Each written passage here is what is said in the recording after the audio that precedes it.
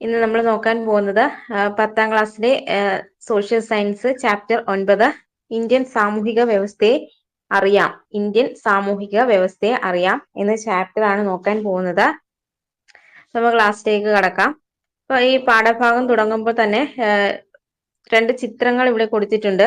അപ്പൊ ചിത്രം ഒന്നില് കുറെ സാമൂഹിക സ്ഥാപനങ്ങൾ, അതായത് സ്കൂള്, ബാങ്ക്, ഹോസ്പിറ്റൽ, മുനിസിപ്പാലിറ്റി, അങ്ങനെ കുറെ സാമൂഹിക സ്ഥാപനങ്ങളുടെ ചിത്രവും, ചിത്രം 2 ഒരു മനുഷ്യ ശരീരത്തെ കുറിച്ചുമാണ് കൊടുത്തിരിക്കുന്നത്. അപ്പൊ ഇതെന്ന് പറയുന്നത് നാം ജീവിക്കുന്ന സമൂഹത്തെ നമ്മുടെ ശരീര വ്യവസ്ഥയുമായിട്ട് ഒന്ന് താരതമ്യപ്പെടുത്തി ഉള്ളൊരു പിക്ചറാണ് ഇവിടെ കൊടുത്തിരിക്കുന്നത്. നാം ജീവിക്കുന്ന സമൂഹത്തെ എന്താണ് നമ്മുടെ ശരീര വ്യവസ്ഥയുമായിട്ട് താരതമ്യം ചെയ്യുന്ന ഒരു ചിത്രമാണ് ഇവിടെ കൊടുത്തിരിക്കുന്നത്. അപ്പൊ നമ്മുടെ ശരീരം എന്ന് പറയുന്നത് സങ്കീർണമായിട്ടുള്ള ഒരു യന്ത്രത്തെ പോലെയാണ്. അത് നമ്മെ എന്താണ് ജൈവികമായി നിലനിർത്താൻ എപ്പോഴും എണ്ണമറ്റ പ്രവൃത്തികൾ ചെയ്തുകൊണ്ടിരിക്കുന്നു. അപ്പൊ നമ്മുടെ ശരീരം എന്ന് പറയുന്നത് സങ്കീർണമായിട്ടുള്ള ഒരു യന്ത്രത്തെ പോലെയാണ് പ്രവർത്തിക്കുന്നത്. അപ്പൊ എന്താ, അതിനെ ജൈവികമായിട്ട് നിലനിർത്താൻ എപ്പോഴും എന്താണ് മനുഷ്യൻ എണ്ണമറ്റ പ്രവൃത്തികൾ, വളരെയധികം പ്രവൃത്തികളൊക്കെ ചെയ്തുകൊണ്ടിരിക്കുന്നു. അപ്പൊ എല്ലാ ജീവികളിലും അവയുടെ ശാരീരിക സവിശേഷതകൾക്കനുസരിച്ച് സ്ഥിരമായി ക്രമപ്പെടുത്തിയ ഒരു ജൈവിക ഘടനയുണ്ട്. അപ്പൊ എല്ലാ ജീവികളിലും എന്താണ്, അവയുടെ ശാരീരിക സവിശേഷതകൾക്കനുസരിച്ച് സ്ഥിരമായി ക്രമപ്പെടുത്തിയ ഒരു ജൈവിക ഘടനയുണ്ട്. ഈ ജൈവിക ഘടനയിലെ ഓരോ അവയവങ്ങൾക്കും അതിൻ്റെതായ ധർമ്മങ്ങളും ഉണ്ട്. അപ്പൊ ഈ ജൈവിക ഘടനയിലെ ഓരോ അവയവങ്ങൾക്കും എന്താണ്, അതിൻ്റെതായിട്ടുള്ള ധർമ്മങ്ങളും ഉണ്ട്. ഈ ധർമ്മങ്ങൾക്കനുസരിച്ച് ശരീരഭാഗങ്ങൾ പരസ്പരം ബന്ധപ്പെട്ടുകൊണ്ടിരിക്കുന്നു.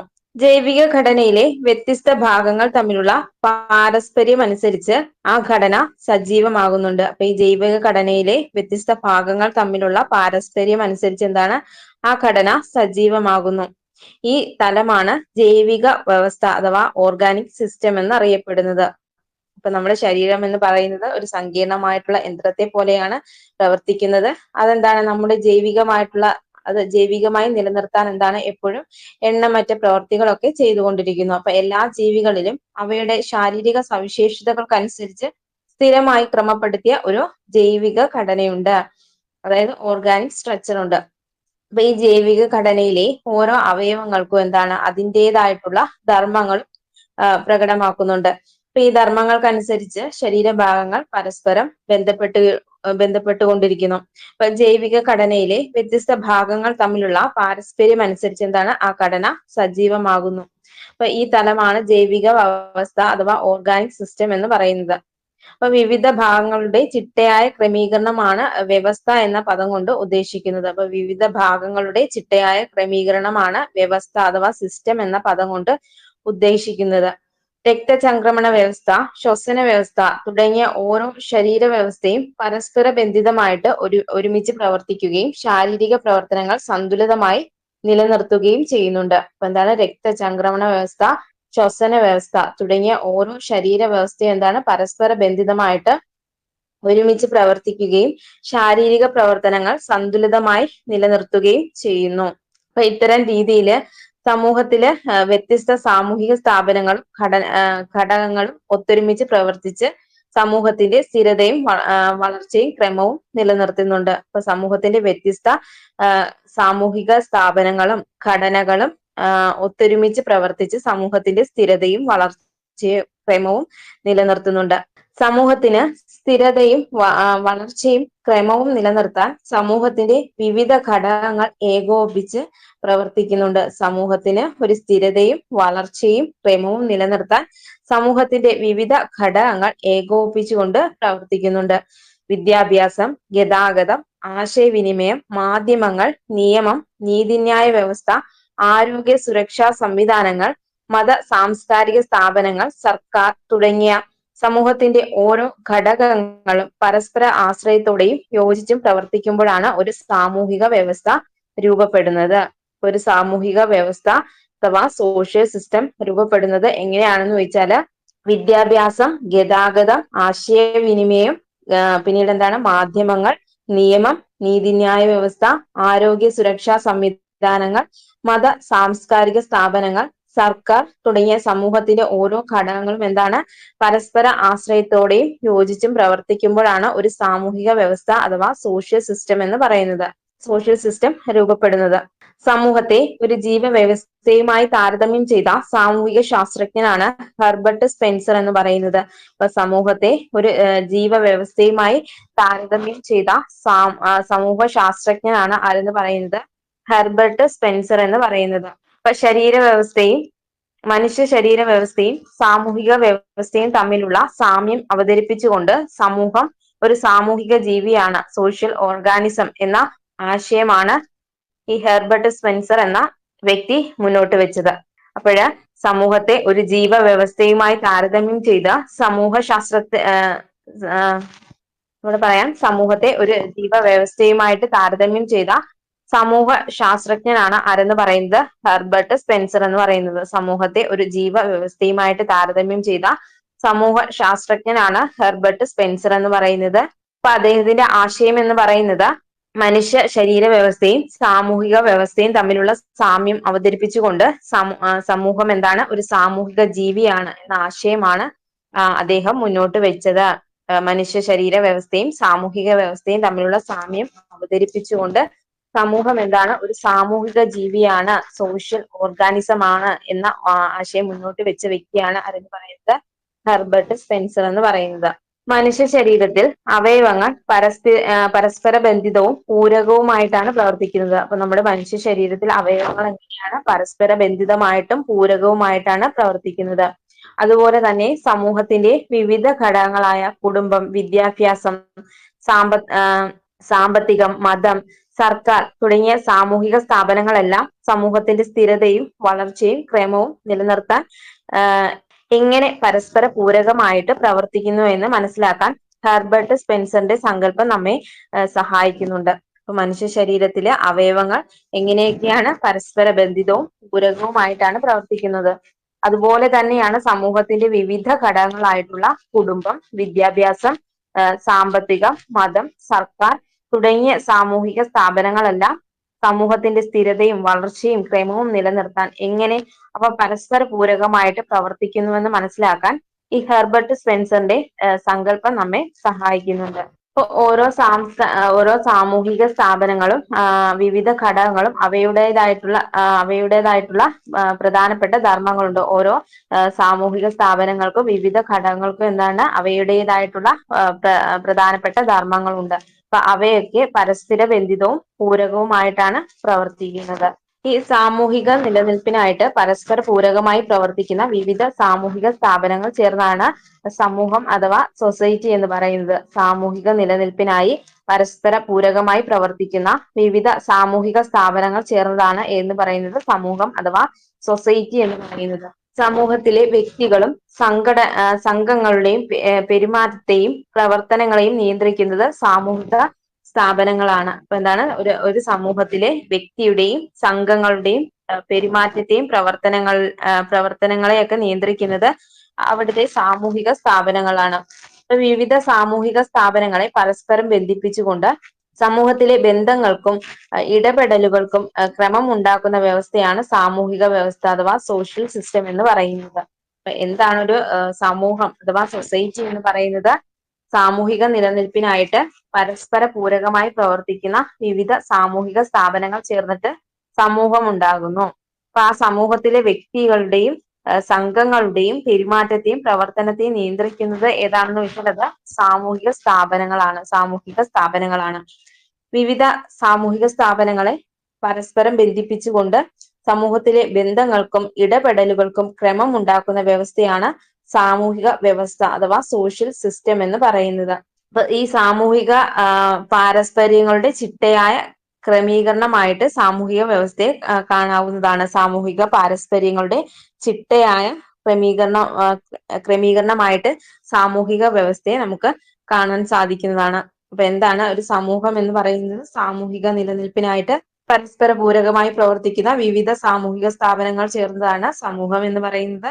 അപ്പൊ ഈ സമൂഹത്തിലെ വ്യക്തികളുടെയും സംഘങ്ങളുടെയും പെരുമാറ്റത്തെയും പ്രവർത്തനത്തെയും നിയന്ത്രിക്കുന്നത് ആരാണെന്ന് വെച്ചാൽ അത് സാമൂഹിക സ്ഥാപനങ്ങളാണ്.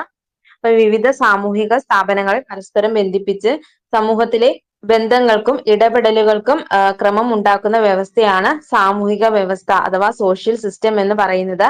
സാമൂഹിക പാരസ്പര്യങ്ങളുടെ ചിട്ടയായ ക്രമീകരണമായിട്ട് സാമൂഹിക വ്യവസ്ഥയെ കാണാവുന്നതാണ്. ഇനി അടുത്തത് നോക്കാൻ പോകുന്നത് ഇന്ത്യൻ സാമൂഹിക വ്യവസ്ഥയാണ്, ഇന്ത്യൻ സോഷ്യൽ സിസ്റ്റം. വൈവിധ്യങ്ങളുടെ നാടാണ് നമ്മുടെ രാജ്യം. വ്യത്യസ്ത സമൂഹങ്ങളും സംസ്കാരങ്ങളും ചേർന്നതാണ് ഇന്ത്യൻ സമൂഹം രൂപപ്പെട്ടിരിക്കുന്നത്. വൈവിധ്യങ്ങളുടെ നാടാണ് നമ്മുടെ രാജ്യമായിട്ടുള്ള ഇന്ത്യ എന്ന് പറയുന്നത്. അപ്പൊ അവിടെ എന്താണ്, വ്യത്യസ്ത സമൂഹങ്ങളും സംസ്കാരങ്ങളും ചേർന്നതാണ് ഇന്ത്യൻ സമൂഹം രൂപപ്പെട്ടിരിക്കുന്നത്. അപ്പൊ ഇന്ത്യൻ സമൂഹ ശാസ്ത്രത്തിന്റെ തുടക്കക്കാരിൽ പ്രധാനിയാണ് GS കുര്യൻ. അപ്പൊ ഇന്ത്യൻ സമൂഹ ശാസ്ത്രത്തിന്റെ തുടക്കക്കാരിൽ പ്രധാനിയാണ് ആരെന്ന് പറയുന്നത് GS കുര്യൻ എന്ന് പറയുന്നത്. അപ്പൊ അദ്ദേഹത്തിന്റെ ഇന്ത്യൻ സാമൂഹിക വ്യവസ്ഥയെ കുറിച്ചുള്ള ഒരു വീക്ഷണമാണ് ഇവിടെ കൊടുത്തിട്ടുണ്ട്. ഇന്ത്യൻ സാമൂഹിക വ്യവസ്ഥ അടയാളപ്പെടുത്തിയിരിക്കുന്നത് വൈവിധ്യത്തിന്റെയും തുടർച്ചയുടെയും സവിശേഷ സമ്മിശ്രണത്താലാണ്. അതിന്റെ കേന്ദ്ര സവിശേഷതയാണ് ജാതി വ്യവസ്ഥ. ഇന്ത്യയുടെ സാമൂഹിക വ്യവസ്ഥ പ്രാദേശികവും ഭാഷാപരവും മതപരവുമായ ബഹുസ്വരതയാൽ സമ്പന്നമാണ്. അത് ഇന്ത്യൻ സമൂഹത്തെ നിർവചിക്കുന്ന സാംസ്കാരിക സവിശേഷതയാണ്. അപ്പൊ ഇത് ആരുടെ കാഴ്ചപ്പാടാണെന്ന് ചോദിച്ചാൽ GS കുര്യയുടെയാണ്. ഇന്ത്യൻ സമൂഹ ശാസ്ത്രത്തിന്റെ തുടക്കക്കാരിൽ ഒരാളാണ് ആരെന്ന് പറയുന്നത് GS കുര്യൻ എന്ന് പറയുന്നത്. അപ്പൊ അദ്ദേഹത്തിന്റെ വീക്ഷണമാണ്, സാമൂഹിക വ്യവസ്ഥയെ കുറിച്ചുള്ള ഒരു വീക്ഷണമാണ് ഇവിടെ തന്നിരിക്കുന്നത്. അപ്പൊ എന്താണ്, ഇന്ത്യൻ സാമൂഹിക വ്യവസ്ഥ അടയാളപ്പെടുത്തിയിരിക്കുന്നത് വൈവിധ്യത്തിന്റെയും തുടർച്ചയുടെയും സവിശേഷ സമ്മിശ്രണത്താലാണ്. ഇന്ത്യൻ സാമൂഹിക വ്യവസ്ഥ അടയാളപ്പെടുത്തിയിരിക്കുന്നത് എങ്ങനെയാണ്, വൈവിധ്യത്തിന്റെയും തുടർച്ചയുടെയും സവിശേഷ സമ്മിശ്രണത്താലാണ്. അപ്പൊ അതിന്റെ കേന്ദ്ര സവിശേഷതയാണ് ജാതി വ്യവസ്ഥ. അതിന്റെ കേന്ദ്ര സവിശേഷതയാണ് ജാതി വ്യവസ്ഥ. ഇന്ത്യയുടെ സാമൂഹിക വ്യവസ്ഥ പ്രാദേശികവും ഭാഷാപരവും മതപരവുമായ ബഹുസ്വരതയാൽ സമ്പന്നമാണ്. ഇന്ത്യയുടെ സാമൂഹിക വ്യവസ്ഥ എന്ന് പറയുന്നത് പ്രാദേശികവും ഭാഷാപരവും മതപരവുമായ ബഹുസ്വരതയാൽ സമ്പന്നമാണ്. അത് ഇന്ത്യൻ സമൂഹത്തെ നിർവചിക്കുന്ന സാംസ്കാരിക സവിശേഷതയാണ്. അപ്പൊ GS കുര്യയുടെ വീക്ഷണമാണ്, സാമൂഹിക വ്യവസ്ഥയെ കുറിച്ചുള്ള വീക്ഷണമാണ് ഇവിടെ കൊടുത്തിരിക്കുന്നത്. ചരിത്രപരവും സാംസ്കാരികവും മതപരവുമായ സ്വാധീനത്താൽ രൂപപ്പെട്ട സങ്കീർണമായിട്ടുള്ള ഒരു ഘടനയാണ് ഇന്ത്യൻ സാമൂഹിക വ്യവസ്ഥയ്ക്കുള്ളത്. ചരിത്രപരവും സാംസ്കാരികവും മതപരവുമായ സ്വാധീനത്താൽ രൂപപ്പെട്ട സങ്കീർണമായ ഒരു ഘടനയാണ് ഇന്ത്യൻ സാമൂഹിക വ്യവസ്ഥയ്ക്കുള്ളത്. വിവിധ ജാതികളും മതങ്ങളും ഭാഷകളും ഗോത്രങ്ങളും സംസ്കാരങ്ങളുമെല്ലാം പിന്തുടരുന്ന ജനങ്ങൾ അധിവസിക്കുന്ന വൈവിധ്യങ്ങളുടെ നാടാണ് ഇന്ത്യ എന്ന് പറയുന്നത്. അപ്പൊ വിവിധ ജാതികളും മതങ്ങളും ഭാഷകളും ഗോത്രങ്ങളും സംസ്കാരങ്ങളും എല്ലാം പിന്തുടരുന്ന ജനങ്ങൾ അധിവസിക്കുന്ന വൈവിധ്യങ്ങളുടെ നാടാണ് നമ്മുടെ ഇന്ത്യ എന്ന് പറയുന്നത്. അപ്പൊ ഈ വൈവിധ്യം സവിശേഷമായ ഇന്ത്യൻ സാമൂഹിക വ്യവസ്ഥയുടെ നട്ടെല്ലാണ്. അപ്പൊ ഇത്രയും വൈവിധ്യങ്ങളൊക്കെ എന്താണ്, സവിശേഷമായ ഇന്ത്യൻ സാമൂഹിക വ്യവസ്ഥയുടെ നട്ടെല്ലാണ്. ആയിരക്കണക്കിന് വർഷങ്ങളായി സാമൂഹികമായി പരിണമിച്ച് രൂപപ്പെട്ടതാണ് ഇന്ത്യയുടെ സാമൂഹിക വ്യവസ്ഥ എന്ന് പറയുന്നത്. അപ്പൊ ഒറ്റ ദിവസം കൊണ്ടോ ഉണ്ടായതല്ല, ആയിരക്കണക്കിന് വർഷങ്ങളായിട്ട് സാമൂഹികമായിട്ട് പരിണമിച്ച് രൂപപ്പെട്ടതാണ് ഇന്ത്യയുടെ സാമൂഹിക വ്യവസ്ഥ എന്ന് പറയുന്നത്. അത് രാജ്യത്തിന്റെ ചരിത്രം, മൂല്യങ്ങൾ, പാരമ്പര്യങ്ങൾ എന്നിവയൊക്കെ പ്രതിഫലിപ്പിക്കുന്നുണ്ട്. അപ്പൊ സാമൂഹിക വ്യവസ്ഥ എന്ന് പറയുന്നത് ഒരു രാജ്യത്തിന്റെ ചരിത്രം, മൂല്യങ്ങള്, പാരമ്പര്യങ്ങൾ എന്നിവയെ പ്രതിഫലിപ്പിക്കുന്നു. സാമൂഹിക വ്യവസ്ഥയുടെ ചില സവിശേഷതകളാണ് ഇനി നോക്കാൻ പോകുന്നത്. ഒന്നാമത് മതം, രണ്ടാമത്തെ സവിശേഷത ഭാഷ, മൂന്നാമത്തെ സവിശേഷതയാണ് ഗോത്ര, ഗ്രാമ, നഗര സമൂഹങ്ങൾ, നാലാമത്തെ ഒരു സവിശേഷതയാണ് ജാതി വ്യവസ്ഥ എന്ന് പറയുന്നത്. അപ്പൊ ഇന്ത്യൻ സാമൂഹിക വ്യവസ്ഥയുടെ സവിശേഷതകളാണ് ഏതെന്നൊക്കെ പറയുന്നത് മതം, ഭാഷ, ഗോത്ര, ഗ്രാമ, നഗര സമൂഹങ്ങൾ, ജാതി വ്യവസ്ഥ. ഇനി ഇതിനെ കുറിച്ച് ഡീറ്റെയിൽഡ് ആയിട്ടാണ് ഇനി പറയാൻ പോകുന്നത്. അപ്പം ഒന്നാമതായിട്ട് പറയുന്നത് ഇന്ത്യൻ സാമൂഹിക വ്യവസ്ഥയുടെ പ്രധാനപ്പെട്ട ഒരു സവിശേഷത പറയുന്നത് ജാതി വ്യവസ്ഥയാണ്, അഥവാ കാസ്റ്റ് സിസ്റ്റം എന്ന് പറയുന്നത്. അപ്പൊ ഇന്ത്യൻ സാമൂഹിക ജീവിതത്തിലെ ഏറ്റവും സവിശേഷമായ സ്ഥാപനമാണ് ജാതി എന്ന് പറയുന്നത്. ഇന്ത്യൻ സാമൂഹിക ജീവിതത്തിലെ ഏറ്റവും സവിശേഷമായ സ്ഥാപനമാണ് ജാതി. ഇത് കേവലം സാമൂഹിക ശ്രേണീകരണ സംവിധാനം മാത്രമല്ല, മറിച്ച് മതപരവും സാംസ്കാരികവുമായ പാരമ്പര്യങ്ങളിൽ ആഴത്തിൽ ഉൾച്ചേർന്ന ജീവിത രീതിയാണ്. അപ്പൊ ഇത് ആരുടെ വാക്കുകളാണെന്ന് ചോദിച്ചാല് MN ശ്രീനിവാസിന്റെയാണ്. MN ശ്രീനിവാസിന്റെ വാക്കുകളാണ്. ജാതി വ്യവസ്ഥയെ കുറിച്ച് അദ്ദേഹത്തിന്റെ വാക്കുകളാണ്. അപ്പൊ എന്താണ്, ഇന്ത്യൻ സാമൂഹിക ജീവിതത്തിലെ ഏറ്റവും സവിശേഷമായ സ്ഥാപനമാണ് ജാതി.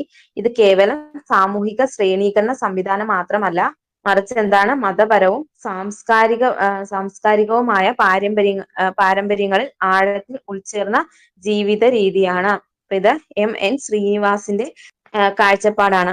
അപ്പൊ ഇന്ത്യൻ സാമൂഹിക വ്യവസ്ഥയിൽ ജാതി വ്യവസ്ഥയെ കുറിച്ച് ഉൾക്കാഴ്ച നൽകുന്ന നിരവധി പഠനങ്ങൾ നടത്തിയ ഇന്ത്യൻ സാമൂഹിക ശാസ്ത്രജ്ഞനാണ് M.N. ശ്രീനിവാസ് എന്ന് പറയുന്നത്. ഇന്ത്യൻ സാമൂഹിക വ്യവസ്ഥയില് ജാതി വ്യവസ്ഥയെ കുറിച്ച് ഉൾക്കാഴ്ച നൽകുന്ന നിരവധി പഠനങ്ങൾ നടത്തിയ ഇന്ത്യൻ സാമൂഹിക ശാസ്ത്രജ്ഞനാണ് M.N. ശ്രീനിവാസ്. ഇന്ത്യൻ സമൂഹത്തിന്റെ തനത് പ്രത്യേകതയായ ജാതി വ്യവസ്ഥയിൽ ജനങ്ങളെ ജാതിയുടെ അടിസ്ഥാനത്തിൽ വിവിധ തട്ടുകളായിട്ട് തരംതിരിച്ചിരുന്നു. അപ്പൊ ഇന്ത്യൻ സമൂഹത്തിന്റെ തനത് പ്രത്യേകതയായിട്ടുള്ള ജാതി വ്യവസ്ഥയിൽ ജനങ്ങളെ എങ്ങനെയാണ് ജാതിയുടെ അടിസ്ഥാനത്തിൽ വിവിധ തട്ടുകളായിട്ട് തിരിച്ചിരുന്നു. ഹിന്ദു മതവുമായി ആഴത്തിൽ ഇഴചേർന്നാണ് ജാതി വ്യവസ്ഥ എന്ന് പറയുന്നത്. ഹിന്ദു മതവുമായി ആഴത്തിൽ ഇഴചേർന്നതാണ് ജാതി വ്യവസ്ഥ. അപ്പൊ ജനനത്തിന്റെ അടിസ്ഥാനത്തിലാണ് ഒരു വ്യക്തിയുടെ ജാതി നിശ്ചയിക്കപ്പെടുന്നത്. ഇങ്ങനെയാണ് ജനനത്തിന്റെ അടിസ്ഥാനത്തിലാണ് ഒരു വ്യക്തിയുടെ ജാതി നിശ്ചയിക്കപ്പെടുന്നത്. അപ്പൊ അതായത് ഒരു ജാതിയിൽ ജനിച്ച വ്യക്തിക്ക് മറ്റൊരു ജാതിയിലേക്ക് മാറാൻ സാധിക്കുകയില്ല. ഇന്ത്യയിൽ ധാരാളം ജാതികളും ഉപജാതികളും നിലനിൽക്കുന്നുണ്ട്. ഇപ്പൊ ഇന്ത്യൻ സാമൂഹിക വ്യവസ്ഥയില് ജാതി വ്യവസ്ഥയെ കുറിച്ച് ഉൾക്കാഴ്ച നൽകുന്ന നിരവധി പഠനങ്ങൾ നടത്തിയ ഒരു ഇന്ത്യൻ സാമൂഹിക ശാസ്ത്രജ്ഞൻ ആരാണെന്ന് ചോദിച്ചാൽ അത് M.N. ശ്രീനിവാസ് ആണ്. അപ്പൊ ഇന്ത്യൻ സമൂഹത്തിന്റെ തനത് പ്രത്യേകതയാണ് എന്ന് പറയുന്നത് ജാതി വ്യവസ്ഥ. അപ്പൊ ഇതെന്ന് പറയുന്നത് ജനങ്ങളുടെ ഇന്ത്യൻ സമൂഹത്തിന്റെ തനത് പ്രത്യേകതയായിട്ടുള്ള ജാതി വ്യവസ്ഥയിൽ എന്താണ് ജനങ്ങളെ ജാതിയുടെ അടിസ്ഥാനത്തിൽ വിവിധ തട്ടുകളായിട്ട് തരംതിരിച്ചിരിക്കുന്നു. അപ്പൊ ഹിന്ദു മതവുമായിട്ട് ആഴത്തിൽ ഇഴചേർന്നാണ് ജാതി വ്യവസ്ഥ എന്ന് പറയുന്നത്. ഹിന്ദു മതവുമായി ആഴത്തിൽ ഇഴചേർന്നതാണ് ജാതി വ്യവസ്ഥ. അപ്പൊ ജനനത്തിന്റെ അടിസ്ഥാനത്തിലാണ് ഒരു വ്യക്തിയുടെ ജാതി നിശ്ചയിക്കപ്പെടുന്നത്. ഒരു വ്യക്തിയുടെ ജാതി നിശ്ചയിക്കപ്പെടുന്നത് അത് ജനനത്തിന്റെ അടിസ്ഥാനത്തിലായിരിക്കും. അതായത് ഒരു ജാതിയിൽ ജനിച്ച വ്യക്തിക്ക് എന്താണ് മറ്റൊരു ജാതിയിലേക്ക് മാറാൻ സാധിക്കുകയില്ല. ഇന്ത്യയിൽ ധാരാളം ജാതികളും ഉപജാതികളും നിലനിൽക്കുന്നുണ്ട്. ഇനി ഇന്ത്യയിൽ നിലനിന്നിരുന്ന ജാതി വ്യവസ്ഥയുടെ പ്രധാന സവിശേഷതകളാണ് നോക്കാൻ പോകുന്നത്. ഇന്ത്യയിൽ നിലനിന്നിരുന്ന ജാതി വ്യവസ്ഥയുടെ പ്രധാന സവിശേഷതകളാണ് ഇനി നോക്കാൻ പോകുന്നത്. അപ്പൊ ഒന്നാമതായിട്ട് പറയുന്നത് സാമൂഹിക ശ്രേണീകരണം, സോഷ്യൽ ഹൈറാർക്കി. ഇതെന്ന് പറയുന്നത് ജാതിയുടെ അടിസ്ഥാനത്തിൽ സമൂഹത്തിലെ അംഗങ്ങളെ പല തട്ടുകളായിട്ട് സ്ഥാനപ്പെടുത്തിയിരിക്കുന്നു. അപ്പൊ ജാതിയുടെ അടിസ്ഥാനത്തിൽ എന്താണ് സമൂഹത്തിലെ അംഗങ്ങളെ പല തട്ടുകളിലായി സ്ഥാനപ്പെടുത്തിയിരിക്കുന്നു. ഈ ശ്രേണീകരണം ഒരു വ്യക്തിയുടെ സമൂഹത്തിനുള്ളിലെ പങ്ക്, പദവി, ഉത്തരവാദിത്തങ്ങൾ എന്നിവയെ നിശ്ചയിച്ചിരിക്കുന്നു. അപ്പൊ ജാതിയുടെ അടിസ്ഥാനത്തിൽ സമൂഹത്തിലെ അംഗങ്ങളെ എങ്ങനെയാണ് പല തട്ടുകളായിട്ടാണ് സ്ഥാനപ്പെടുത്തിയിരിക്കുന്നത്. അപ്പൊ ഇങ്ങനെയുള്ള ഈ ശ്രേണീകരണം എന്ന് പറയുന്നത് ഒരു വ്യക്തിയുടെ സമൂഹത്തിലെ ഉള്ളിലെ പങ്ക്, പദവി, ഉത്തരവാദിത്തങ്ങൾ എന്നിവയെ നിശ്ചയിച്ചിരിക്കുന്നു. പുരാതന ഇന്ത്യയിൽ ഉയർന്ന തട്ടിലുള്ള ജാതികൾ എന്ന് കണക്കാക്കപ്പെട്ടിരുന്നവർക്ക് എന്താണ് സമൂഹത്തിൽ ഉയർന്ന പദവിയാണ് ലഭിച്ചിരുന്നത്. ഇന്ത്യയിലെ ഉയർന്ന തട്ടിലുള്ള ജാതികൾ എന്ന് കണക്കാക്കപ്പെട്ടിരുന്നവർക്ക് എന്താണ് സമൂഹത്തിൽ ഉയർന്ന പദവികൾ ലഭിച്ചിരുന്നു. എന്നാൽ ഏറ്റവും താഴെ തട്ടിലുള്ളവർക്കാവട്ടെ യാതൊരു പദവിയും അവകാശങ്ങളും ലഭിച്ചിരുന്നില്ല. ഇതാണ് സാമൂഹിക ശ്രേണീകരണം എന്ന് പറയുന്നത്. രണ്ടാമത്തെ ഒരു പ്രത്യേകതയാണ് തൊഴിൽ വിഭജനം എന്ന് പറയുന്നത്. ജാതി വ്യവസ്ഥയുടെ സവിശേഷത എന്ന് പറയുന്നത് തൊഴിൽ വിഭജനമാണ്, ഡിവിഷൻ ഓഫ് ലേബർ. അപ്പൊ ഇതെന്ന് പറയുന്നത് ഓരോ ജാതിക്കും കുലത്തൊഴിലുകൾ നിശ്ചയിച്ച് നൽകിയിരുന്നു. അപ്പൊ ഓരോ ജാതിക്കും എന്താണ് കുലത്തൊഴിലുകൾ നിശ്ചയിച്ച് നൽകിയിരുന്നു. ഇപ്പൊ ബ്രാഹ്മണർക്ക് പൗരോഹിത്യവും, ക്ഷത്രിയർക്ക് രാജ്യസംരക്ഷണവും, വൈശ്യർക്ക് വ്യാപാരവും അനുവദിക്കപ്പെട്ടപ്പോൾ ശൂദ്രർക്കാവട്ടെ മറ്റ് ഉയർന്ന വിഭാഗങ്ങളെ സേവിക്കുന്നവരായിട്ട് മാറി. ഒരു വ്യക്തിക്ക് സ്വന്തം കുലത്തൊഴിലല്ലാതെ മറ്റൊരു തൊഴിൽ തിരഞ്ഞെടുക്കുവാനുള്ള അനുവാദം ഉണ്ടായിരുന്നില്ല. ഒരു വ്യക്തിക്ക് എന്താണ് സ്വന്തം കുലത്തൊഴിലല്ലാതെ മറ്റൊരു തൊഴിൽ തിരഞ്ഞെടുക്കാനുള്ള അനുവാദം ഉണ്ടായിരുന്നില്ല. ഈ അവസ്ഥ സാമൂഹിക ചലനാത്മകത തീരെ ഇല്ലാത്ത ഒരു സമൂഹത്തെ നിലനിർത്തിയിരുന്നു. അപ്പൊ എന്താണ് ജാതി തൊഴിൽ വിഭജനം എന്ന് പറയുന്നത്, ഡിവിഷൻ ഓഫ് ലേബർ എന്ന് പറയുന്നത് എങ്ങനെയാണ് ഓരോ ജാതിക്കാർക്കും അന്നത്തെ കാലത്ത് ഓരോ ജാതിക്കാർക്കും എന്താണ് കുലത്തൊഴിലുകൾ നിശ്ചയിച്ച് നൽകിയിരുന്നു. ബ്രാഹ്മണർക്ക് എന്താണ് പൗരോഹിത്യവും, ക്ഷത്രിയർക്ക് എന്താണ് രാജ്യത്തെ സംരക്ഷിക്കുകയും, വൈശ്യർക്ക് എങ്ങനെയാണ് വ്യാപാരവും അങ്ങനെയാണ്. അപ്പൊ എന്നാല് ശൂദ്രർക്ക് ഏറ്റവും താഴെ തട്ടിലുള്ളവർക്ക് എന്താണ് ഈ ഉയർന്ന വിഭാഗങ്ങളെ സേവിക്കുന്നതായിട്ട് ഉള്ള ജോലിയായിട്ട് മാറി. ഒരു വ്യക്തിക്ക് എന്താണ് സ്വന്തം കുലത്തൊഴിലല്ലാതെ മറ്റൊരു തൊഴിൽ തിരഞ്ഞെടുക്കാൻ അനുവാദമുണ്ടായില്ല. അതായത് എന്താണ് താഴ്ന്ന ജാതിക്കാർക്ക് ഉയർന്ന ജാതിക്കാരുടെ ജോലിയൊന്നും ഏറ്റെടുക്കാൻ കഴിയുമായിരുന്നില്ല. അപ്പൊ ഈ അവസ്ഥ എന്താണ് സാമൂഹിക ചലനാത്മകത സോഷ്യൽ മൊബിലിറ്റി തീരെ ഇല്ലാത്ത ഒരു സമൂഹത്തെ നിലനിർത്തിയിരുന്നു. ഇനി എന്താണ് സാമൂഹിക ചലനാത്മകത എന്ന് പറയുന്നത്? സാമൂഹിക ചലനാത്മകത എന്നത് ഒരു വ്യക്തിയുടെയോ അല്ലെങ്കിൽ വ്യക്തികളുടെയോ ഒരു സാമൂഹിക പദവിയിൽ നിന്ന് മറ്റൊന്നിലേക്കുള്ള ചലനമാണ് അല്ലെങ്കിൽ മാറ്റത്തെ പറയുന്ന പേരാണ് സാമൂഹിക ചലനാത്മകത എന്ന് പറയുന്നത്. അപ്പൊ എന്താണ് സാമൂഹിക ചലനാത്മകത എന്നത്?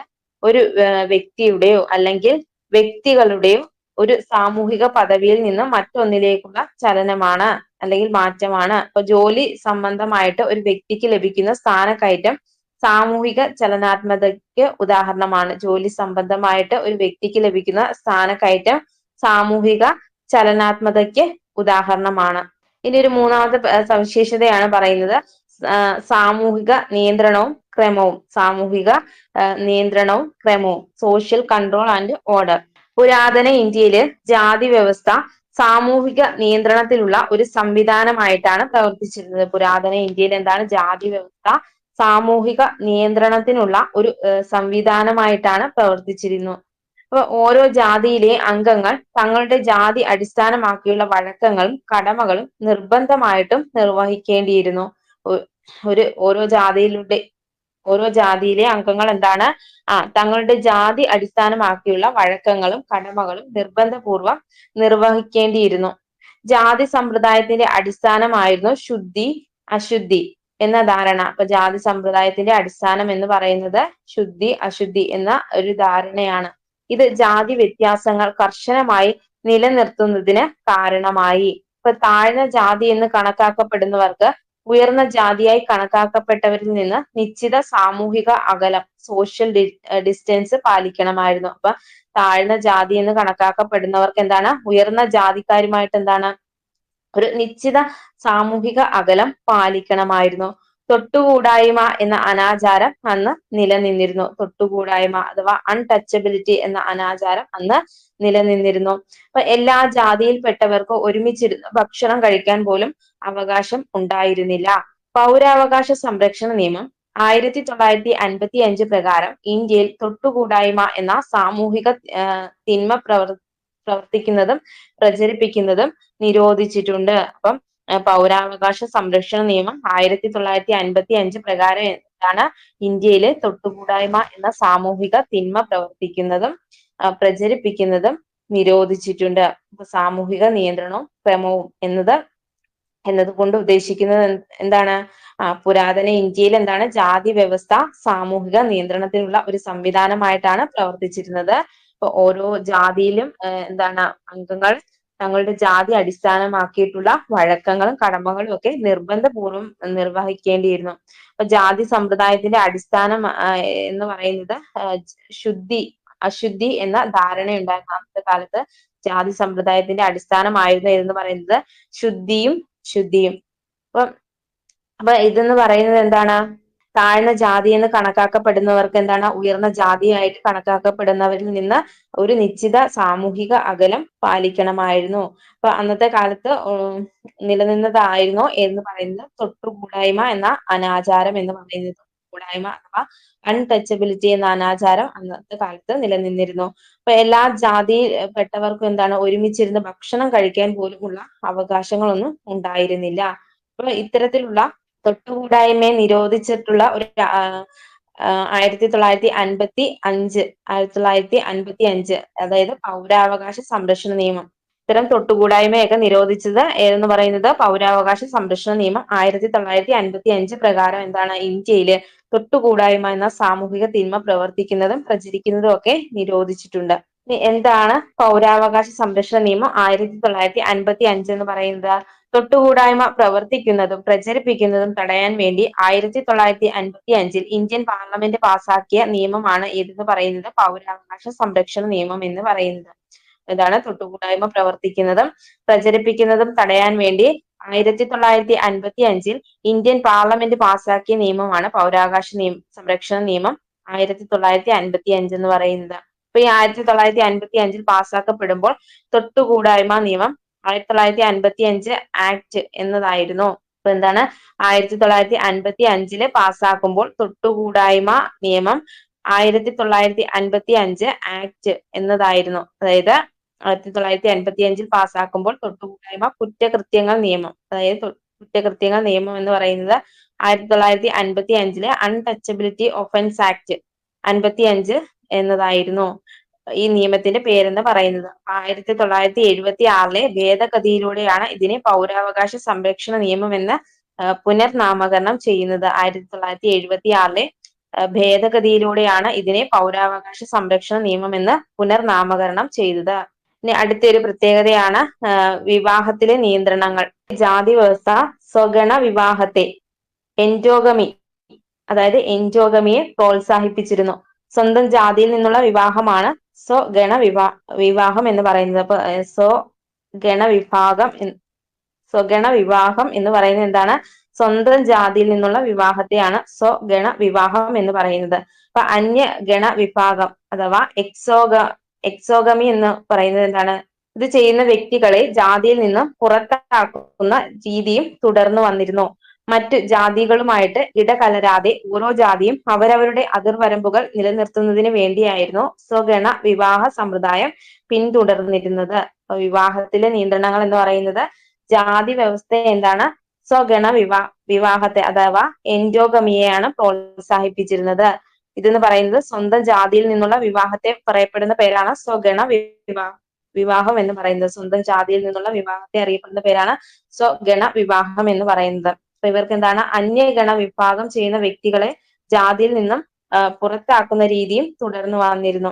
മറ്റു ജാതികളുമായിട്ട് ഇടകലരാതെ ഓരോ ജാതിയും അവരവരുടെ അതിർവരമ്പുകൾ നിലനിർത്തുന്നതിന് വേണ്ടിയായിരുന്നു സ്വഗണ വിവാഹ സമ്പ്രദായം പിന്തുടർന്നിരുന്നത്.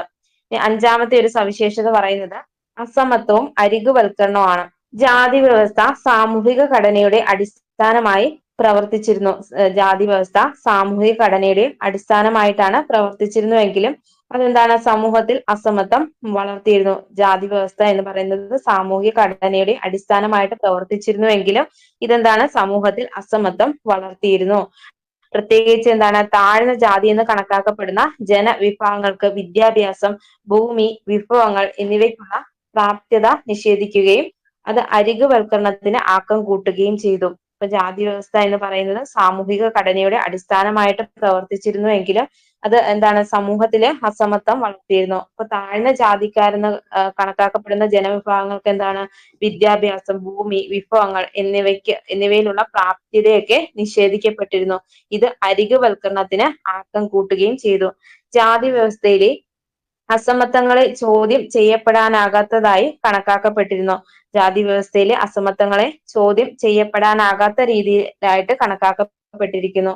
അപ്പൊ വിഭവങ്ങൾ എല്ലാവർക്കും അർഹിക്കുന്ന രീതിയിൽ ലഭിക്കുന്നതിനും സമത്വം വളർത്തുന്നതിനും അത് തടസ്സമായിട്ട് മാറി. അപ്പൊ വിഭവങ്ങൾ എന്താണ്? എല്ലാവർക്കും അർഹിക്കുന്ന രീതിയിൽ ലഭിക്കുന്നതിനും സമത്വം വളർത്തുന്നതിനും അതൊരു തടസ്സമായിട്ട് മാറി. ചില വിഭാഗങ്ങൾക്ക് കൂടുതൽ പരിഗണന ലഭിക്കുമ്പോൾ മറ്റു ചില വിഭാഗങ്ങൾ എന്താണ്? അരികുവൽക്കരിക്കപ്പെട്ടു. അപ്പൊ ഉയർന്ന ജാതി എന്ന് കരുതപ്പെടുന്നവർക്ക് എന്താണ്? കൂടുതൽ പരിഗണന ലഭിക്കുമ്പോൾ എന്താണ്? താഴ്ന്ന ജാതിക്കാരെന്ന് കരുതപ്പെടുന്ന വിഭാഗങ്ങൾക്ക് എന്താണ്? അവരൊക്കെ അരികുവൽക്കരിക്കപ്പെട്ടിരുന്നു. കാലക്രമേണ ജാതിപരമായിട്ടുള്ള അസമത്വങ്ങൾക്കെതിരെയും അടിച്ചമർത്തലുകൾക്കെതിരെയും നിരവധി പോരാട്ടങ്ങൾ ഇന്ത്യയിലാകമാനം ഉടലെടുത്തിരുന്നു. അപ്പൊ കാലക്രമേണ എന്താണ്? ജാതിപരമായ അസമത്വങ്ങൾക്കെതിരെയും അടിച്ചമർത്തലുകൾക്കെതിരെയൊക്കെ നിരവധി പോരാട്ടങ്ങൾ ഇന്ത്യയിൽ ആകമാനം ഉടലെടുത്തു. അതുപോലെ തന്നെ കല്ലുമാല സമരം, മുക്കുത്തി സമരം, പന്തിഭോജനം, ചാന്നാർ ലഹള മുതലായവ കേരളത്തിലുണ്ടായ പോരാട്ടങ്ങൾക്ക് ഉദാഹരണമാണ്. അന്നത്തെ കാലത്ത് എന്താണ് അരികുവൽക്കരണത്തിനൊക്കെ എതിരെയായിട്ട് ഉണ്ടായ പല തരത്തിലുള്ള പ്രക്ഷോഭങ്ങളാണ് ഏതൊക്കെയെന്ന് പറയുന്നത് കല്ലുമാല സമരം, മുക്കുത്തി സമരം, പന്തിഭോജനം, ചാന്നാർ ലഹള മുതലായവയൊക്കെ കേരളത്തിലുണ്ടായ പോരാട്ടങ്ങൾക്ക് ഉദാഹരണങ്ങളാണ്. ഇപ്പൊ ഇന്ത്യൻ ഭരണഘടന സമൂഹത്തിലെ അസമത്വങ്ങളെ വിലക്കുകയും എല്ലാ പൗരർക്കും തുല്യത ഉറപ്പാക്കുകയും ചെയ്യുന്നുണ്ട്. ഇന്ത്യൻ ഭരണഘടന എന്താണ്? സമൂഹത്തിലെ അസമത്വങ്ങളെ വിലക്കുകയും എല്ലാ പൗരന്മാർക്കും എന്താണ്? തുല്യത ഉറപ്പാക്കുകയും ചെയ്യുന്നുണ്ട്. ആധുനിക ഇന്ത്യയിൽ ജനാധിപത്യ മൂല്യങ്ങൾ, ഭരണഘടനാ വ്യവസ്ഥകൾ, സാമൂഹിക പ്രസ്ഥാനങ്ങൾ എന്നിവ ജാതി വ്യവസ്ഥയുടെ പരമ്പരാഗത കാർക്കശ്യ രീതികൾക്ക് വെല്ലുവിളിയായി. അപ്പൊ എന്താണ് ആധുനിക ഇന്ത്യയിൽ എന്താണ് ജനാധിപത്യ മൂല്യങ്ങൾ, ഭരണഘടനാ വ്യവസ്ഥകൾ, സാമൂഹിക പ്രസ്ഥാനങ്ങൾ എന്നിവയൊക്കെ ജാതി വ്യവസ്ഥയുടെ പരമ്പരാഗത കാർക്കശ്യ രീതികൾക്ക് വെല്ലുവിളിയായി.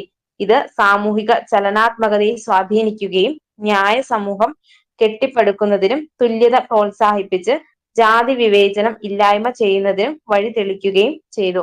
ഇനി ഇന്ത്യൻ സാമൂഹിക വ്യവസ്ഥയുടെ മറ്റൊരു ഘടകമാണ് മതം അഥവാ റിലീജിയൻ എന്ന് പറയുന്നത്. ഇപ്പൊ ഇന്ത്യൻ ഭരണഘടനയുടെ ആമുഖത്തിൽ തന്നെ ഇന്ത്യ ഒരു മതേതര രാഷ്ട്രമാണെന്ന് രേഖപ്പെടുത്തിയിട്ടുണ്ട്. ഇന്ത്യൻ ഭരണഘടനയുടെ ആമുഖത്തിൽ തന്നെ എന്താണ് ഇന്ത്യ ഒരു മതേതര രാഷ്ട്രമാണെന്ന് രേഖപ്പെടുത്തിയിരിക്കുന്നു. ഭരണകൂടം ഒരു മതത്തിനും പ്രത്യേക പരിഗണന നൽകുന്നില്ല എന്നതാണ് ഇന്ത്യൻ മതേതരത്വത്തിന്റെ പ്രത്യേകത എന്ന് പറയുന്നത്. അപ്പൊ ഇന്ത്യൻ ഭരണഘടന എന്താണ് ഒരു മതത്തിനും പ്രത്യേക പരിഗണന നൽകുന്നില്ല എന്നതാണ് ഇന്ത്യൻ മതേതരത്വത്തിന്റെ അതായത് സെക്യുലാരിസത്തിന്റെ പ്രത്യേകത എന്ന് പറയുന്നത്. അപ്പൊ ഇന്ത്യൻ ഭരണഘടനയുടെ ആർട്ടിക്കിൾ 15 പ്രകാരം മതം, വർഗം, ജാതി, ലിംഗം, ജനന സ്ഥലം എന്നിവയുടെ അടിസ്ഥാനത്തിലുള്ള ഏതൊരു വിവേചനത്തെയും നിരോധിച്ചിട്ടുണ്ട്. അപ്പൊ ആർട്ടിക്കിൾ 15 ഭരണഘടനയുടെ ആർട്ടിക്കിൾ 15 പ്രകാരം എങ്ങനെയാണ് മതം, വർഗം, ജാതി, ലിംഗം, ജനന സ്ഥലം എന്നിവയുടെ അടിസ്ഥാനത്തിലുള്ള ഏതൊരു വിവേചനത്തെയും നിരോധിച്ചിട്ടുണ്ട്. ഇന്ത്യയിൽ ഉടലെടുത്തതും ഇന്ത്യക്ക് പുറത്ത് ഉത്ഭവിച്ചതുമായ മതങ്ങൾ സൗഹാർദ്ദത്തോടെ ഇവിടെ നിലനിൽക്കുന്നത് ഇന്ത്യൻ സാമൂഹിക വ്യവസ്ഥയുടെ സവിശേഷതകളിൽ ഒന്നാണ്. എന്താണ് ഇന്ത്യയിൽ ഉടലെടുത്തതും ഇന്ത്യക്ക് പുറത്ത് ഉത്ഭവിച്ചതുമായിട്ടുള്ള മതങ്ങൾ സൗഹാർദ്ദത്തോടെ ഇവിടെ നിലനിൽക്കുന്നത് ഇന്ത്യൻ സാമൂഹിക വ്യവസ്ഥയുടെ ഒരു സവിശേഷതയാണ്. പിന്നെ ഇന്ത്യൻ സാമൂഹിക വ്യവസ്ഥയിൽ മതങ്ങളുടെ പങ്ക് എങ്ങനെയൊക്കെയാണെന്ന് ഇനി നോക്കാം. ഇപ്പൊ ഇന്ത്യൻ ഭരണഘടനയുടെ ആമുഖത്തിൽ ഇന്ത്യ എന്താണെന്നാണ് പറയുന്നത്, ഒരു മതേതര രാഷ്ട്രമാണെന്നാണ് രേഖപ്പെടുത്തിയിരിക്കുന്നത്. അപ്പൊ എന്താണ് ഭരണകൂടം ഒരു മതത്തിനും പ്രത്യേക പരിഗണന നൽകുന്നില്ല എന്നതാണ് ഇന്ത്യൻ മതേതരത്വത്തിന്റെ പ്രത്യേകത എന്ന് പറയുന്നത്. ഇപ്പൊ ഇന്ത്യൻ ഭരണഘടനയുടെ ആർട്ടിക്കിൾ 15 പ്രകാരം എങ്ങനെയാണ് മതം, വർഗം, ജാതി, ലിംഗം, ജനന സ്ഥലം എന്നിവയുടെ അടിസ്ഥാനത്തിലുള്ള ഏതൊരു വിവേചനത്തെയും നിരോധിച്ചിട്ടുള്ള ആർട്ടിക്കിൾ ആണ് എന്ന് പറയുന്നത് ആർട്ടിക്കിൾ 15 എന്ന് പറയുന്നത്. ഇനി അടുത്ത് നോക്കാൻ പോകുന്നത് ഇന്ത്യൻ സാമൂഹിക വ്യവസ്ഥയിൽ മതങ്ങളുടെ പങ്ക് എങ്ങനെയൊക്കെയാണെന്നാണ് നോക്കാൻ പോകുന്നത്.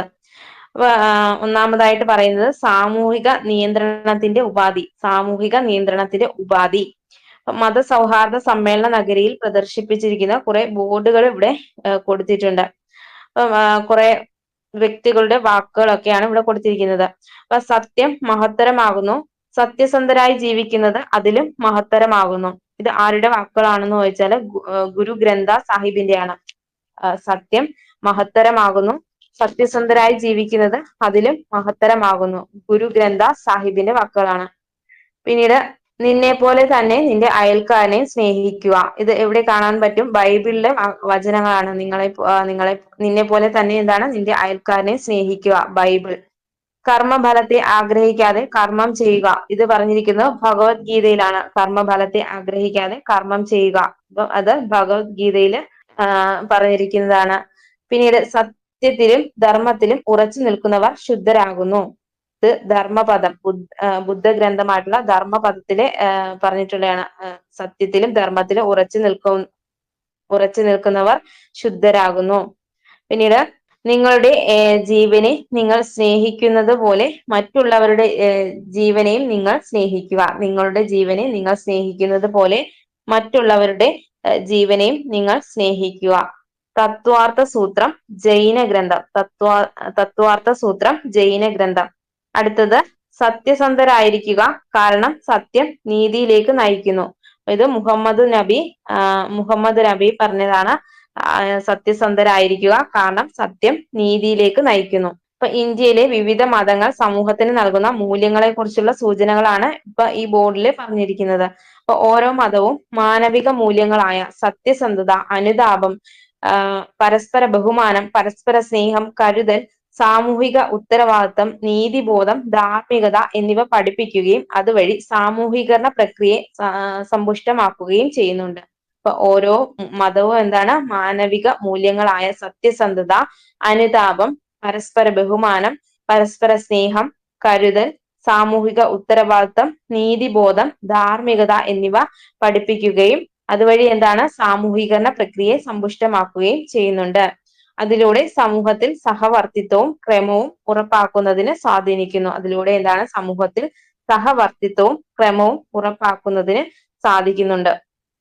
അപ്പൊ അങ്ങനെ മതമൂല്യങ്ങൾ വ്യക്തികളുടെ പെരുമാറ്റത്തെ സ്വാധീനിക്കുകയും നിയന്ത്രിക്കുകയും ചെയ്യുന്നതിലൂടെ സാമൂഹിക നിയന്ത്രണത്തിന്റെ ഉപാധിയായിട്ട് വർത്തിക്കുകയും ചെയ്യുന്നുണ്ട്.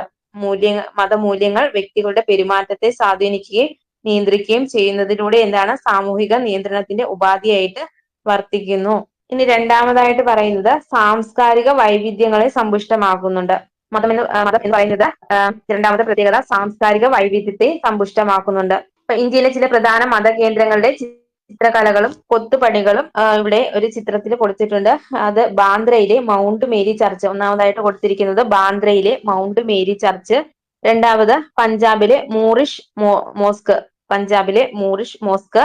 അടുത്തത് കൊടുത്തിരിക്കുന്നത് സിക്കിമിലെ റൂംടെക് ധർമ്മചക്ര സെന്റർ, സിക്കിമിലെ റൂംടെക് ധർമ്മചക്ര സെന്റർ. അടുത്തത് അമൃത്സറിലെ സുവർണ ക്ഷേത്രം.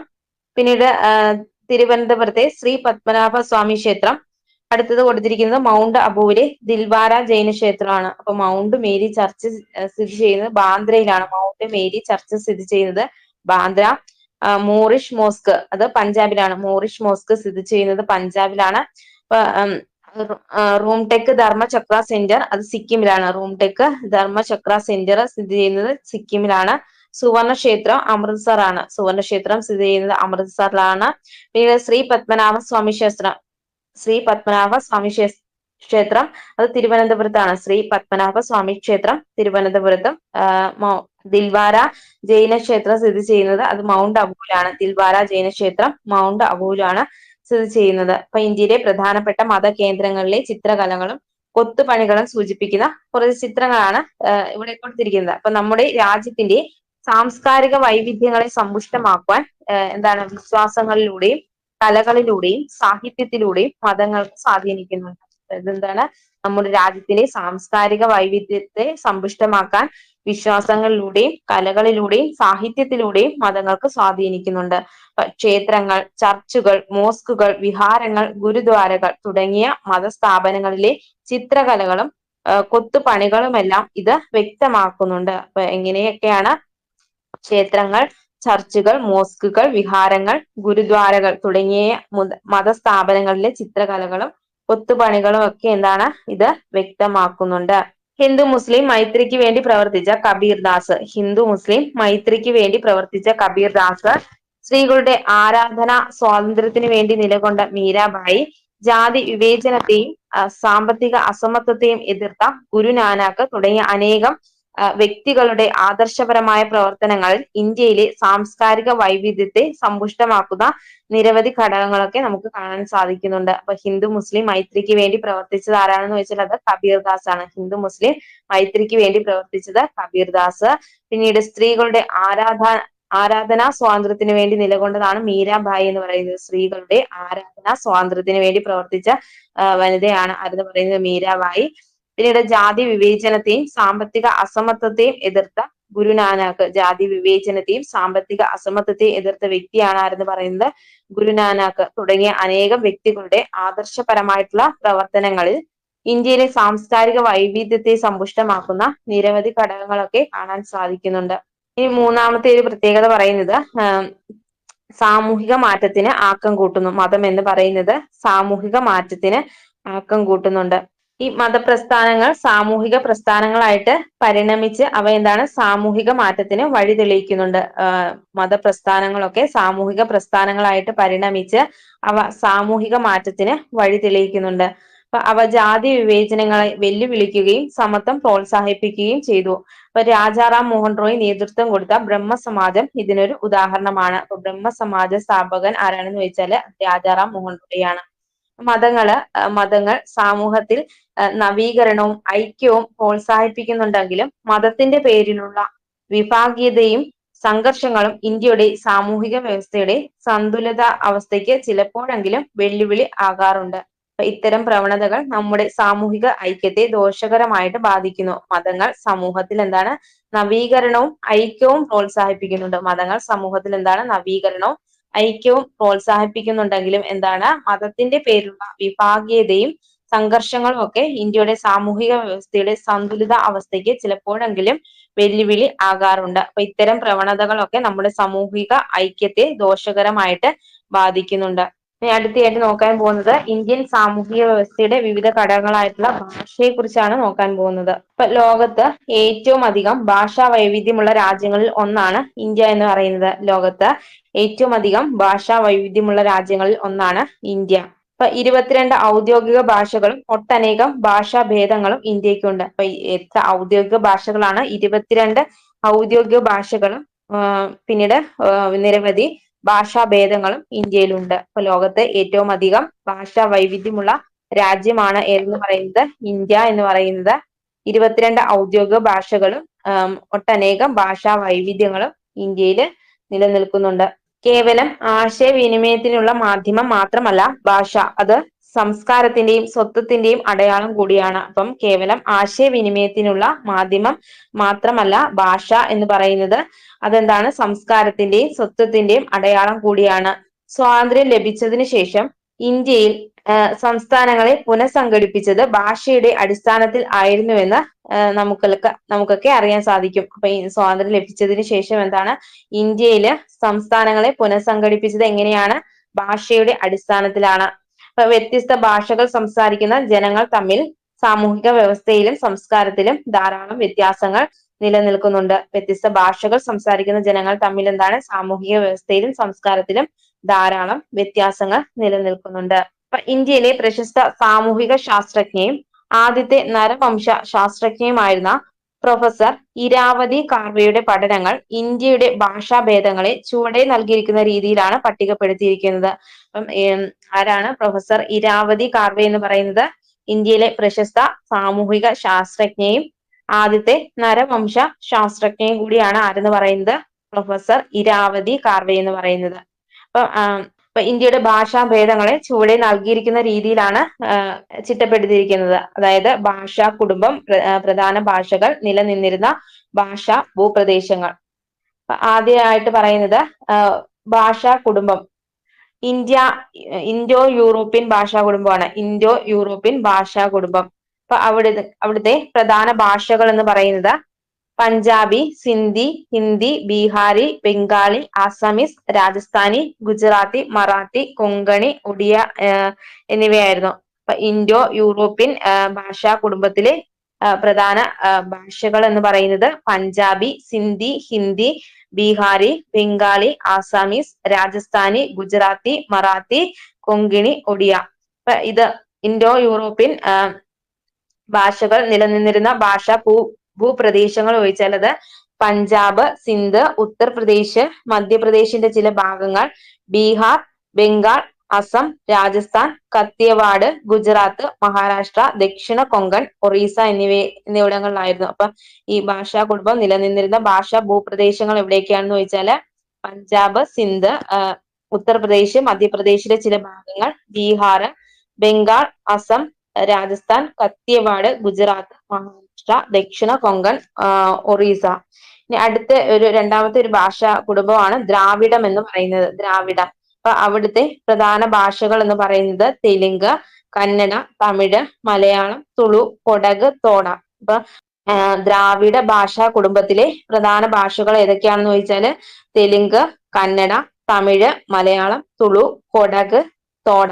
അപ്പൊ ഇത് നിലനിന്നിരുന്ന ഭാഷാ ഭൂപ്രദേശങ്ങൾ ചോദിച്ചാൽ ആന്ധ്ര, തെലങ്കാന, കർണാടക, തമിഴ്നാട്, കേരളം, തുളുനാട്, കൂർഗ് കുന്നുകൾ, നീലഗിരി കുന്നുകൾ എന്നിവിടങ്ങളാണ് ദ്രാവിഡ ഭാഷാ ഭൂപ്രദേശങ്ങൾ എന്ന് പറയുന്നത്. ദ്രാവിഡ ഭാഷാ ഭൂപ്രദേശങ്ങൾ എന്ന് പറയുന്നത് ആന്ധ്ര, തെലങ്കാന, കർണാടക, തമിഴ്നാട്, കേരളം, തുളുനാട്, കൂർഗ് കുന്നുകൾ, നീലഗിരി കുന്നുകൾ. അടുത്ത ഒരു ഭാഷാ കുടുംബമാണ് ആസ്ട്രോ ഏഷ്യാറ്റിക് എന്ന് പറയുന്നത്. ആസ്ട്രോ ഏഷ്യാറ്റിക് എന്ന് പറയുന്നത്. അപ്പൊ ഇവിടങ്ങളിലെ പ്രധാന ഭാഷകൾ എന്ന് പറയുന്നത് മുണ്ടരി, സവോര, ജുവാങ്, ബോണ്ടോ, ഗഡാബ, ഭൂമിയ, സന്താളി, ഖാസി. അപ്പൊ ഈ ഭാഷകൾ എന്ന് പറയുന്നത് ഏത് ഭാഷാ കുടുംബത്തിലെയാണെന്ന് ചോദിച്ചാൽ അത് ആസ്ട്രോ ഏഷ്യാറ്റിക് ആണ്. ആസ്ട്രോ ഏഷ്യാറ്റിക്കിലെ പ്രധാനപ്പെട്ട ഭാഷകളാണ് ഏതൊക്കെ? മുണ്ടരി, സവോര, ജുവാങ്, ബോണ്ടോ, ഗഡാബ, ഭൂമിയ, സന്താലി, ഖാസി എന്ന് പറയുന്നത്. അപ്പൊ ഇത് നിലനിന്നിരുന്ന ഭാഷാ ഭൂപ്രദേശങ്ങൾ ഏതൊക്കെയാണെന്ന് ചോദിച്ചാല് ദക്ഷിണ ബീഹാർ, ദക്ഷിണ ഒറീസയിലെ വടക്ക് പടിഞ്ഞാറൻ മധ്യമേഖലകൾ, പശ്ചിമ ബംഗാൾ, സന്താൾ, പരഗാന ജില്ല, അസം കുന്നുകൾ. ദക്ഷിണ ബീഹാർ, ദക്ഷിണ ഒറീസയുടെ വടക്ക്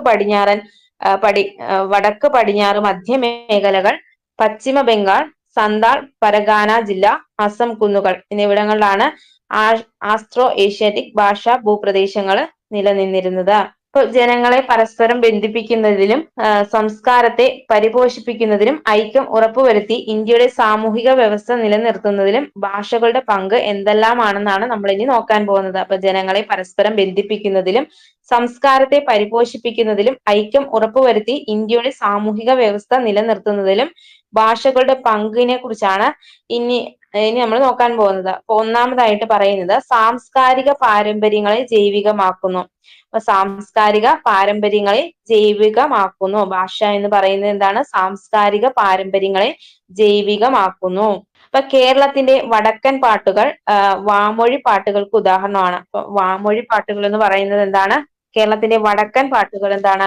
വാമൊഴി പാട്ടുകൾക്ക് ഒരു ഉദാഹരണമാണ്. അപ്പൊ ഇത്തരം പാട്ടുകളിലൂടെ പരമ്പരാഗത മൂല്യങ്ങളും സാമൂഹിക വഴക്കങ്ങളും ചരിത്ര സംഭവങ്ങളും സംരക്ഷിക്കപ്പെടുന്നു. എന്താണ് ഈ വാമൊഴി പാട്ടുകളിലൂടെ എന്താണ് പരമ്പരാഗത മൂല്യങ്ങളും സാമൂഹിക വഴക്കങ്ങളും ചരിത്ര സംഭവങ്ങളും സംരക്ഷിക്കപ്പെടുന്നുണ്ട്. ഇപ്പൊ ഭാഷകൾ കാലഘട്ടത്തിനനുസരിച്ച് വാമൊഴിയിലൂടെയും മാറ്റങ്ങൾക്ക് വിധേയമായി വരമൊഴിയിലൂടെയും അതത് സമൂഹത്തിന്റെ പാരമ്പര്യത്തെ ജൈവികമാക്കുന്നു. അപ്പൊ ഭാഷകൾ എന്താണ് കാലഘട്ടങ്ങൾക്കനുസരിച്ച് വാമൊഴിയിലൂടെയും മാറ്റങ്ങൾക്ക് വിധേയമായിട്ട് എന്താണ് പിന്നീട് വരമൊഴിയിലൂടെയും അതത് സമൂഹത്തിന്റെ പാരമ്പര്യത്തെ ജൈവികമാക്കുന്നുണ്ട്. ഇപ്പൊ ഓരോ സമൂഹത്തിന്റെയും പാരമ്പര്യങ്ങളും കഥകളും മൂല്യങ്ങളും അതത് സമൂഹത്തിന്റെ സംസ്കാരത്തെ പരിപോഷപ്പെടുത്തുന്നുണ്ട്. അപ്പൊ ഓരോ സമൂഹത്തിന്റെയും പാരമ്പര്യങ്ങളും കഥകളും മൂല്യങ്ങളും ഒക്കെ അതത് സമൂഹത്തിന്റെ സംസ്കാരത്തെ എന്താണ് പരിപോഷിപ്പിക്കുന്നുണ്ട്. എന്താണ് വടക്കൻ പാട്ടുകൾ എന്ന് പറയുന്നത്? വടക്കൻ കേരളത്തിൽ ഉടലെടുത്ത വീരാരാധനപരമായിട്ടുള്ള നാടോടി പാട്ടുകളാണ് വടക്കൻ പാട്ടുകൾ എന്ന് പറയുന്നത്. വടക്കൻ കേരളത്തിൽ ഉടലെടുത്ത വീരാരാധനപരമായിട്ടുള്ള നാടോടി പാട്ടുകളെ അറിയപ്പെടുന്ന പേരാണ് വടക്കൻ പാട്ടുകൾ എന്ന് പറയുന്നത്. ഇപ്പൊ വടക്കേ മലബാറിലെ കടത്തനാട്, കോലത്തുനാട്, വയനാട് തുടങ്ങിയ പ്രദേശങ്ങളിലെ കളരി അഭ്യാസങ്ങൾക്ക് പേരുകേട്ട പുത്തൂരം, തച്ചോളി തുടങ്ങിയ തറവാടുകളിലെ അഭ്യാസികളുടെ ജീവചരിത്രവും അവരെ പ്രകീർത്തിക്കലുമാണ് വടക്കൻ പാട്ടുകളുടെ സാരമെന്ന് പറയുന്നത്. അപ്പൊ എന്താണ്? വടക്കേ മലബാറിലെ കടത്തനാട്, കോലത്തുനാട്, വയനാട് തുടങ്ങിയ പ്രദേശങ്ങളിലെ കളരി അഭ്യാസങ്ങൾക്ക് പേരുകേട്ട പുത്തൂരം, തച്ചോളി തുടങ്ങിയ തറവാടുകളിലെ അഭ്യാസികളുടെ ജീവചരിത്രവും അവരെ പ്രകീർത്തിക്കലുമാണ് വടക്കൻ പാട്ടുകളുടെ സാരമെന്ന് പറയുന്നത്. ഈ പാട്ടുകൾക്ക് എന്താണ്? മലയാള ഭാഷയിലൂടെ കൈമാറ്റം ചെയ്യപ്പെടുന്നു. ഈ പാട്ടുകളൊക്കെ മലയാള ഭാഷയിലൂടെ കൈമാറ്റം ചെയ്യപ്പെടുന്നു. ഇനി രണ്ടാമത്തെ ഒരു പോയിന്റ് ആണ് ഭാഷയുടെ പങ്കിനെ കുറിച്ചിട്ടുള്ള സ്വത്വബോധം നൽകുന്നു. ഇതെന്ന് പറയുന്നത് മലയാളം സംസാരിക്കുന്നവർ മലയാളികൾ എന്നറിയപ്പെടുന്നത് പോലെ ഭാഷ വ്യക്തികളെ അവരുടെ സ്വത്വവുമായിട്ട് ബന്ധിപ്പിക്കുന്നുണ്ട്. തമിഴർ, ബീഹാറികൾ, പഞ്ചാബികൾ മുതലായ പ്രയോഗങ്ങൾ വ്യക്തികളുടെ ഭാഷയും സ്വത്വവും എങ്ങനെ ബന്ധപ്പെട്ടിരിക്കുന്നു എന്നതിന് ഉദാഹരണമാണ്. ഇങ്ങനെ ഭാഷ വ്യക്തികളുടെ സ്വത്വബോധവുമായിട്ട് ഉൾച്ചേർന്നിരിക്കുന്നു. അപ്പൊ സ്വത്വബോധം നൽകുന്നു. അതായത് മലയാളം സംസാരിക്കുന്നവരെ എങ്ങനെയാണ് അറിയപ്പെടുന്നത്? മലയാളികൾ എന്നാണ് അറിയപ്പെടുന്നത്. അങ്ങനെ ഭാഷ എന്താണ്? വ്യക്തികളെ അവരുടെ സ്വത്വവുമായിട്ട് ബന്ധിപ്പിക്കുന്നുണ്ട്. അപ്പൊ തമിഴ് സംസാരിക്കുന്നവരെ എന്താണ് നമ്മള് തമിഴർ, അങ്ങനെയൊക്കെ പഞ്ചാബ് ഭാഷ സംസാരിക്കുന്നവരെ പഞ്ചാബികൾ, അങ്ങനെ മുതലായ പ്രയോഗങ്ങളൊക്കെ എന്താണ്? വ്യക്തികളുടെ ഭാഷയും സ്വത്വവും തമ്മിൽ ബന്ധപ്പെട്ടിരിക്കുന്നു. മൂന്നാമത്തെ ഒരു പ്രത്യേകതയാണ് സാംസ്കാരിക വൈവിധ്യങ്ങളോടുള്ള ബഹുമാനവും സഹവർത്തിത്വവും വളർത്തുന്നുണ്ട്. സാംസ്കാരിക വൈവിധ്യങ്ങളോടുള്ള ബഹുമാനവും സഹവർത്തിത്വവും വളർത്തുന്നു. നിങ്ങൾ മാതൃഭാഷ കൂടാതെ മറ്റ് എന്തൊക്കെ ഭാഷകൾ പഠിക്കുന്നുണ്ട്? അപ്പൊ മറ്റ് ഭാഷകളിലെ കഥകളും കവിതകളും സാഹിത്യ സൃഷ്ടികളുമെല്ലാം ആ ഭാഷ സംസാരിക്കുന്ന ജനതയുടെ സംസ്കാരത്തെ കുറിച്ച് അറിയാൻ നമ്മെ സഹായിക്കുന്നുണ്ട്. അപ്പൊ എന്താണ്? മറ്റു ഭാഷകളിലെ കഥകളും കവിതകളും സാഹിത്യ സൃഷ്ടികളും എല്ലാം ആ ഭാഷ സംസാരിക്കുന്ന ജനതയുടെ സംസ്കാരത്തെ കുറിച്ച് അറിയാൻ എന്താണ് നമ്മെ സഹായിക്കുന്നുണ്ട്. അപ്പൊ വിവിധ ഭാഷകളിലൂടെ വ്യത്യസ്ത സംസ്കാരങ്ങളെ കുറിച്ച് അറിയാനും അവയെ ബഹുമാനിക്കാനും സഹവർത്തിത്വം വളർത്താനും സ്വാധീനിക്കുന്നുണ്ട്. അപ്പൊ വിവിധ ഭാഷകളിലൂടെ എന്താണ് വ്യത്യസ്ത സംസ്കാരങ്ങളെ കുറിച്ച് അറിയുവാനും അവയെ ബഹുമാനിക്കുവാനും പിന്നീട് എന്താണ് സഹവർത്തിത്വം വളർത്തുവാനും സ്വാധീനിക്കുന്നുണ്ട്. പ്രാദേശിക ഭാഷകൾ ഉൾപ്പെടെ ഒന്നിലധികം ഭാഷകൾ കൈകാര്യം ചെയ്യാനുള്ള കഴിവ് എന്താണ് വ്യക്തികൾക്ക് വ്യത്യസ്ത ജീവിത വീക്ഷണങ്ങളും അവസരങ്ങളും നൽകുന്നുണ്ട്. ഇപ്പൊ എന്താണ് പ്രാദേശിക ഭാഷകൾ ഉൾപ്പെടെ ഒന്നിലധികം ഭാഷകൾ കൈകാര്യം ചെയ്യുവാനുള്ള കഴിവ് എന്താണ് വ്യക്തികൾക്ക് വ്യത്യസ്ത ജീവിത വീക്ഷണവും അവസരങ്ങളും നൽകുന്നുണ്ട്. ഇതാണ് സാംസ്കാരിക വൈവിധ്യങ്ങളോടുള്ള ബഹുമാനവും സഹവർത്തിത്വവും വളർത്തുന്നു എന്നതുകൊണ്ട് ഉദ്ദേശിക്കുന്നത്. അപ്പൊ ഇനി അടുത്തയായിട്ട് നോക്കാൻ പോകുന്നത് ഗോത്ര സമൂഹമാണ്, ട്രൈബൽ സൊസൈറ്റിയെ കുറിച്ച് നോക്കാൻ പോകുന്നത്. ഇന്ത്യൻ സമൂഹത്തെ സാമൂഹികവും സാംസ്കാരികവും ഭൂമിശാസ്ത്രപരമായ സവിശേഷതകൾക്കനുസരിച്ച് ഗോത്ര സമൂഹം, ഗ്രാമസമൂഹം, നഗര സമൂഹം എന്നിങ്ങനെ തരംതിരിച്ചിരിക്കുന്നു. ഇന്ത്യൻ സമൂഹത്തെ എന്താണ് സാമൂഹികവും സാംസ്കാരികവും ഭൂമിശാസ്ത്രപരവുമായിട്ടുള്ള സവിശേഷതകൾക്കനുസരിച്ച് ഗോത്ര സമൂഹം, ഗ്രാമസമൂഹം, നഗര സമൂഹം എന്നിങ്ങനെ തരംതിരിച്ചിരിക്കുന്നു. അപ്പൊ ഇന്ത്യൻ സമൂഹത്തിന്റെ അവിഭാജ്യ ഘടകമാണ് ഗോത്ര സമൂഹം എന്ന് പറയുന്നത്. ഇന്ത്യൻ സമൂഹത്തിന്റെ ഒരു അവിഭാജ്യ ഘടകമാണ് ഗോത്ര സമൂഹം എന്ന് പറയുന്നത്. വൈവിധ്യമാർന്ന ഗോത്ര സമൂഹങ്ങൾ ഇന്ത്യയിൽ ഉണ്ട്. അപ്പൊ ഇന്ത്യയിൽ എന്താണ് വൈവിധ്യമാർന്നിട്ടുള്ള ഗോത്ര സമൂഹങ്ങൾ നിലനിൽക്കുന്നുണ്ട്. ലോകത്തിൽ ഏറ്റവും കൂടുതൽ ഗോത്ര ജനതയുള്ളത് എവിടെയാണെന്ന് വെച്ചാൽ അത് ആഫ്രിക്കയിലാണ്. ഇന്ത്യയുടെ സ്ഥാനം എത്രയാണെന്ന് വെച്ചാൽ അത് രണ്ടാം സ്ഥാനമാണ്. അപ്പൊ ഇന്ത്യൻ സമൂഹത്തെ സാമൂഹികവും സാംസ്കാരികവും ഭൂമിശാസ്ത്രപരവുമായിട്ടുള്ള സവിശേഷതകൾക്കനുസരിച്ച് ഗോത്ര സമൂഹം, ഗ്രാമസമൂഹം, നഗര സമൂഹം എന്നിങ്ങനെയാണ് തരംതിരിച്ചിരിക്കുന്നത്. ഇന്ത്യൻ സമൂഹത്തിന്റെ അവിഭാജ്യ ഘടകമാണ് ഏതെന്ന് പറയുന്നത് ഗോത്ര സമൂഹം എന്ന് പറയുന്നത്. ഇന്ത്യൻ സമൂഹത്തിന്റെ അവിഭാജ്യ ഘടകമാണ് ഗോത്ര സമൂഹം എന്ന് പറയുന്നത്. വൈവിധ്യമാർന്ന ഗോത്ര സമൂഹങ്ങളാണ് നമ്മുടെ ഇന്ത്യയിലുള്ളത്. ലോകത്തിലെ ഏറ്റവും കൂടുതൽ ഗോത്ര ജനതയുള്ളത് എവിടെയാണെന്ന് ചോദിച്ചാൽ അത് ആഫ്രിക്കയിലാണ്. ലോകത്തിലെ ഏറ്റവും കൂടുതൽ ഗോത്ര ജനതയുള്ളത് ആഫ്രിക്കയിലും. ഇന്ത്യയുടെ സ്ഥാനം ചോദിച്ചാൽ അത് രണ്ടാം സ്ഥാനമാണ്. ഗോത്ര സമൂഹങ്ങൾ ഇന്ത്യയിലെ തദ്ദേശീയ ജനതയാണ്. ഗോത്ര സമൂഹങ്ങൾ എന്ന് പറയുന്നത് എന്താണ്? ഇന്ത്യയിലെ തദ്ദേശീയ ജനതയാണ്. അപ്പൊ ഇന്ത്യൻ ജനസംഖ്യയുടെ 8.6%, അതായത് 2011 സെൻസസ് പ്രകാരം 8.6% ഗോത്ര സമൂഹമാണ് ഉള്ളതെന്ന് പറയുന്നത്. അപ്പൊ ഗോത്ര സമൂഹങ്ങൾ എന്ന് പറയുന്നത് ഇന്ത്യയിലെ തദ്ദേശീയ ജനതയാണ്. ഇന്ത്യൻ ജനസംഖ്യയുടെ എത്ര ശതമാനമാണ്? 8.6% ഗോത്ര സമൂഹം എന്ന് പറയുന്നത്. അപ്പൊ 2011 സെൻസസ് പ്രകാരം ഇന്ത്യൻ ജനസംഖ്യയുടെ 8.6% എന്ന് പറയുന്നത് ഗോത്ര സമൂഹമാണ്. വടക്ക് കിഴക്കൻ സംസ്ഥാനമായ മിസോറാം, നാഗാലാൻഡ്, മേഘാലയ, അരുണാചൽ പ്രദേശ് എന്നിവിടങ്ങളിലും കേന്ദ്രഭരണ പ്രദേശമായ ലക്ഷദ്വീപിലും ജനസംഖ്യയുടെ ഭൂരിഭാഗവും ഗോത്ര ജനതയാണ്. അപ്പൊ ഗോത്ര ജനതകൾ എവിടെയൊക്കെയാണ്? വടക്ക് കിഴക്കൻ സംസ്ഥാനങ്ങളായ മിസോറാം, നാഗാലാൻഡ്, മേഘാലയ, അരുണാചൽ പ്രദേശ്. വടക്ക് കിഴക്കൻ സംസ്ഥാനങ്ങളായ മിസോറാം, നാഗാലാൻഡ്, മേഘാലയ, അരുണാചൽ പ്രദേശ് എന്നിവിടങ്ങളിലും പിന്നീട് കേന്ദ്രഭരണ പ്രദേശമായിട്ടുള്ള ലക്ഷദ്വീപിലും ജനസംഖ്യയുടെ ഭൂരിഭാഗവും ആരാണ്? ഗോത്ര ജനതയാണ്. ഗ്രാമ-നഗര സമൂഹത്തിൽ നിന്ന് വ്യത്യസ്തമായ സവിശേഷതകൾ ഉള്ളവരാണ് ഗോത്ര സമൂഹം എന്ന് പറയുന്നത്. ഗ്രാമ-നഗര സമൂഹങ്ങളിൽ നിന്ന് വ്യത്യസ്തമായിട്ടുള്ള സവിശേഷതകൾ ഉള്ളവരാണ് ഗോത്ര സമൂഹം എന്ന് പറയുന്നത്. അപ്പൊ ഓരോ ഗോത്ര സമൂഹത്തിനും തനതായ ഭാഷ, ആചാരങ്ങൾ, ഭരണ സംവിധാനങ്ങൾ എന്നിവയൊക്കെയുണ്ട്. അപ്പൊ ഓരോ ഗോത്ര സമൂഹത്തിനും എന്താണ്? അവരുടേതായിട്ടുള്ള തനതായിട്ടുള്ള ഭാഷകള്, ആചാരങ്ങള്, ഭരണ സംവിധാനങ്ങൾ എന്നിവയുണ്ട്. ഇപ്പൊ ഗോത്ര ജനത പ്രകൃതിയുമായി അടുത്ത് ഇടപഴകി ജീവിക്കുന്നവരും സുസ്ഥിര കൃഷിയിലും വനപരിപാലനത്തിലും വ്യാപൃതരാകുകയും ചെയ്യുന്നവരാണ്. അപ്പൊ ഗോത്ര ജനത എന്ന് പറയുന്നത് ഭൂരിഭാഗം ആൾക്കാരും എന്താണ്? പ്രകൃതിയുമായിട്ട് അടുത്ത് ഇടപഴകി ജീവിക്കുന്നവരും സുസ്ഥിര കൃഷിയിലും പിന്നീട് എന്താണ്? വനപരിപാലനത്തിലും വ്യാപൃതരാകുകയും ചെയ്യുന്നവരാണ്. ഇതുവഴി പരിസ്ഥിതിയെ സംരക്ഷിക്കാനും പാരിസ്ഥിതിക സന്തുലിതാവസ്ഥ നിലനിർത്തുവാനും ഗോത്ര സമൂഹങ്ങൾക്ക് സാധിക്കുന്നുണ്ട്. ഗോത്ര സമൂഹങ്ങൾ എന്ന് പറയുന്നത് ഇന്ത്യയിലെ തദ്ദേശീയ ജനതയാണ്. എത്ര ശതമാനമാണ്? ഇന്ത്യൻ ജനസംഖ്യയുടെ എത്ര ശതമാനമാണെന്ന് ചോദിച്ചാൽ അത് 8.6% 2011 സെൻസസ് പ്രകാരം. എവിടെയൊക്കെയാണ് ഏതൊക്കെ സംസ്ഥാനങ്ങളിലാണ് പ്രധാനമായിട്ടും ഗോത്ര ജനതകൾ ഉള്ളതെന്ന് ചോദിച്ചാല് വടക്ക് കിഴക്കൻ സംസ്ഥാനങ്ങളായ മിസോറാം, നാഗാലാൻഡ്, മേഘാലയ, അരുണാചൽ പ്രദേശ്, പിന്നീട് കേന്ദ്രഭരണ പ്രദേശമായിട്ടുള്ള ലക്ഷദ്വീപിലും ജനസംഖ്യയുടെ ഭൂരിഭാഗവും ഗോത്ര ജനതയാണ്. പിന്നീട് ഓരോ ഗോത്ര സമൂഹത്തിനും എന്താണ് അവരുടേതായിട്ടുള്ള ഭാഷകളും ആചാരങ്ങളും ഭരണ സംവിധാനങ്ങളും നിലനിൽക്കുന്നുണ്ട്. അപ്പൊ ഇവരെന്ന് പറയുന്നത് കൂടുതലും പ്രകൃതിയുമായിട്ട് ഇടപഴകി ജീവിക്കുന്നവരും സുസ്ഥിര കൃഷിയിലും വനപരിപാലനത്തിലും വ്യാപൃതരാകുകയും ചെയ്യുന്നവരാണ്. ഇതുവഴി എന്താണ് പരിസ്ഥിതിയെ സംരക്ഷിക്കാനും പാരിസ്ഥിതിക സന്തുലിതാവസ്ഥ നിലനിർത്താനും ഗോത്ര സമൂഹങ്ങൾക്ക് സാധിക്കുന്നുണ്ട്.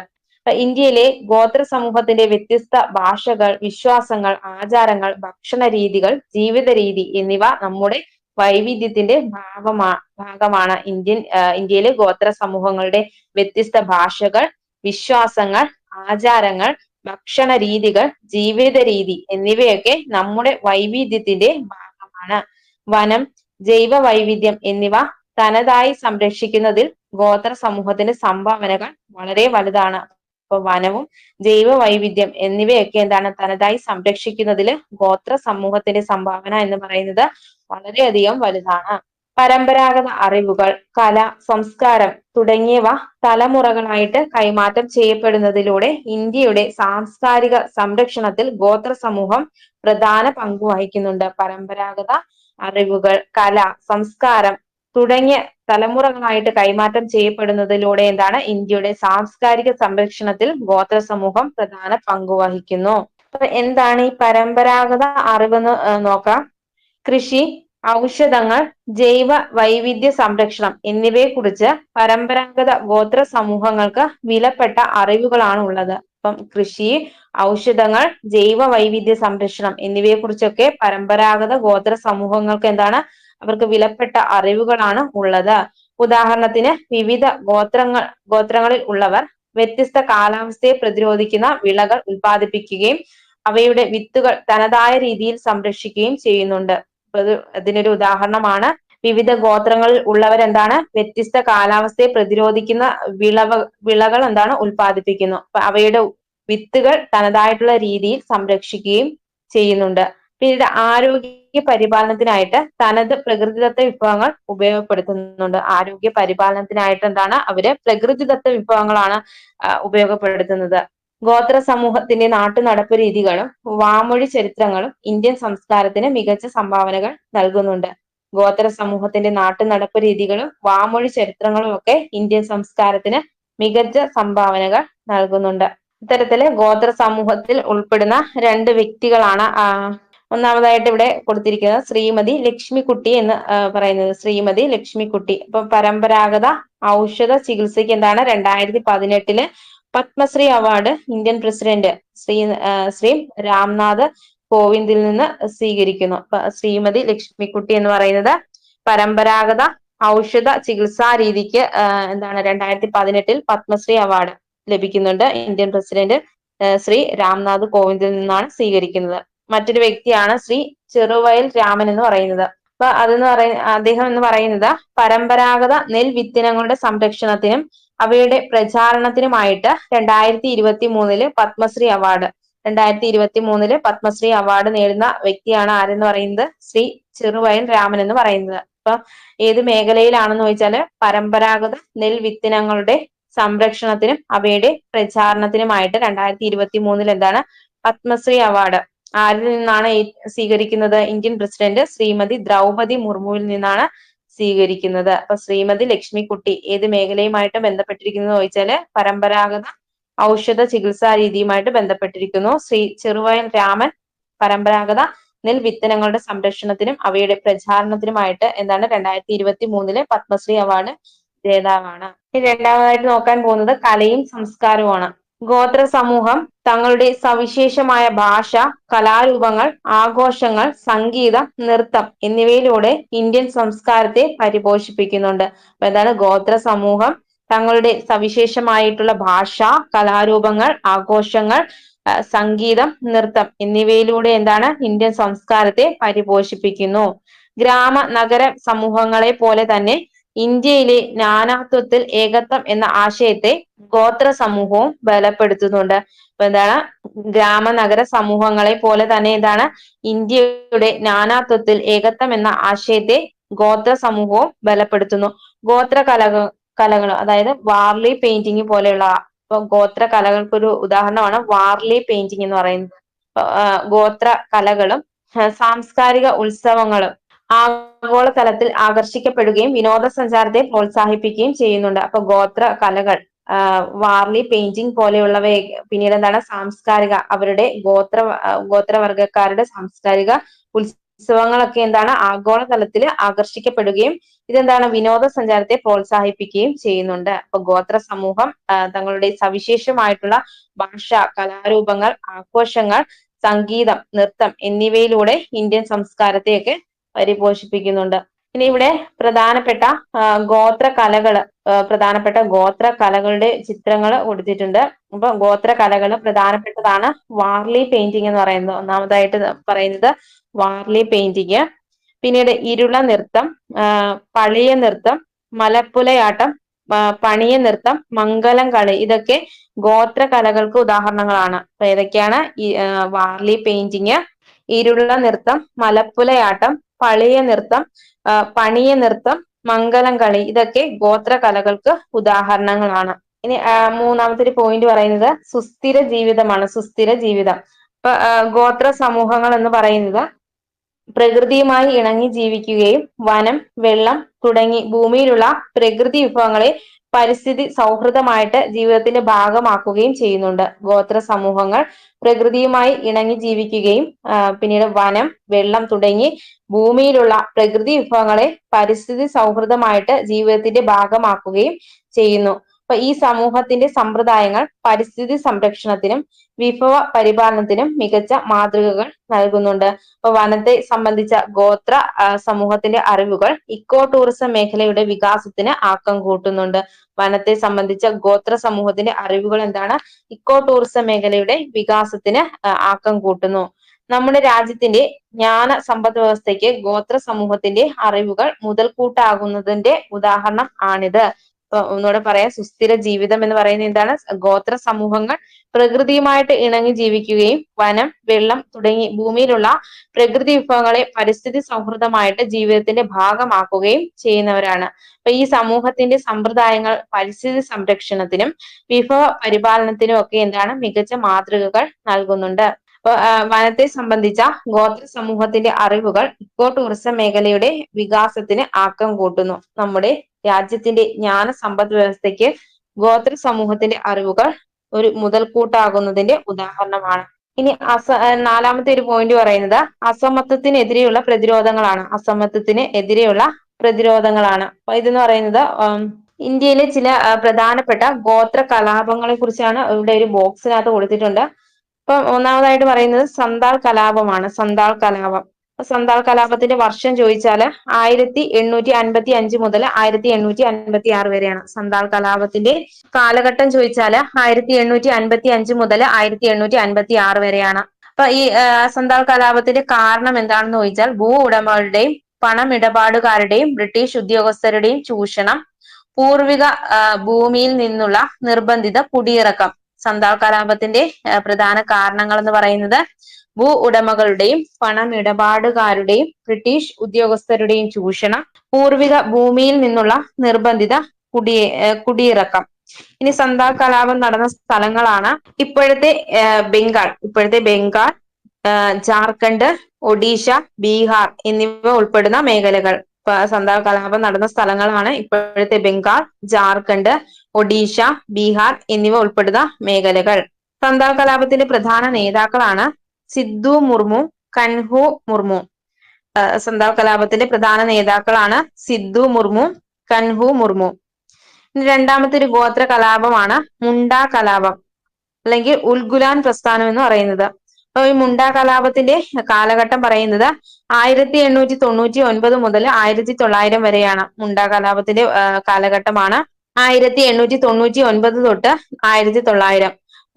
ഉൽഗുലാൻ പ്രസ്ഥാനം എന്നും അറിയപ്പെടുന്നു. അപ്പൊ ഈ മുണ്ട കലാപത്തിന്റെ പ്രധാന കാരണം എന്ന് പറയുന്നത് മുണ്ട ഗോത്ര വിഭാഗങ്ങളുടെ മേലുള്ള ഭൂ ഉടമകളുടെ ചൂഷണവും അടിച്ചമർത്തലുകളും ഉടമസ്ഥതയിൽ മേലുള്ള ബ്രിട്ടീഷ് ഇടപെടലും. ഇപ്പൊ എന്താണ് മുണ്ട കലാപത്തിന്റെ കാരണം പറയുന്നത്?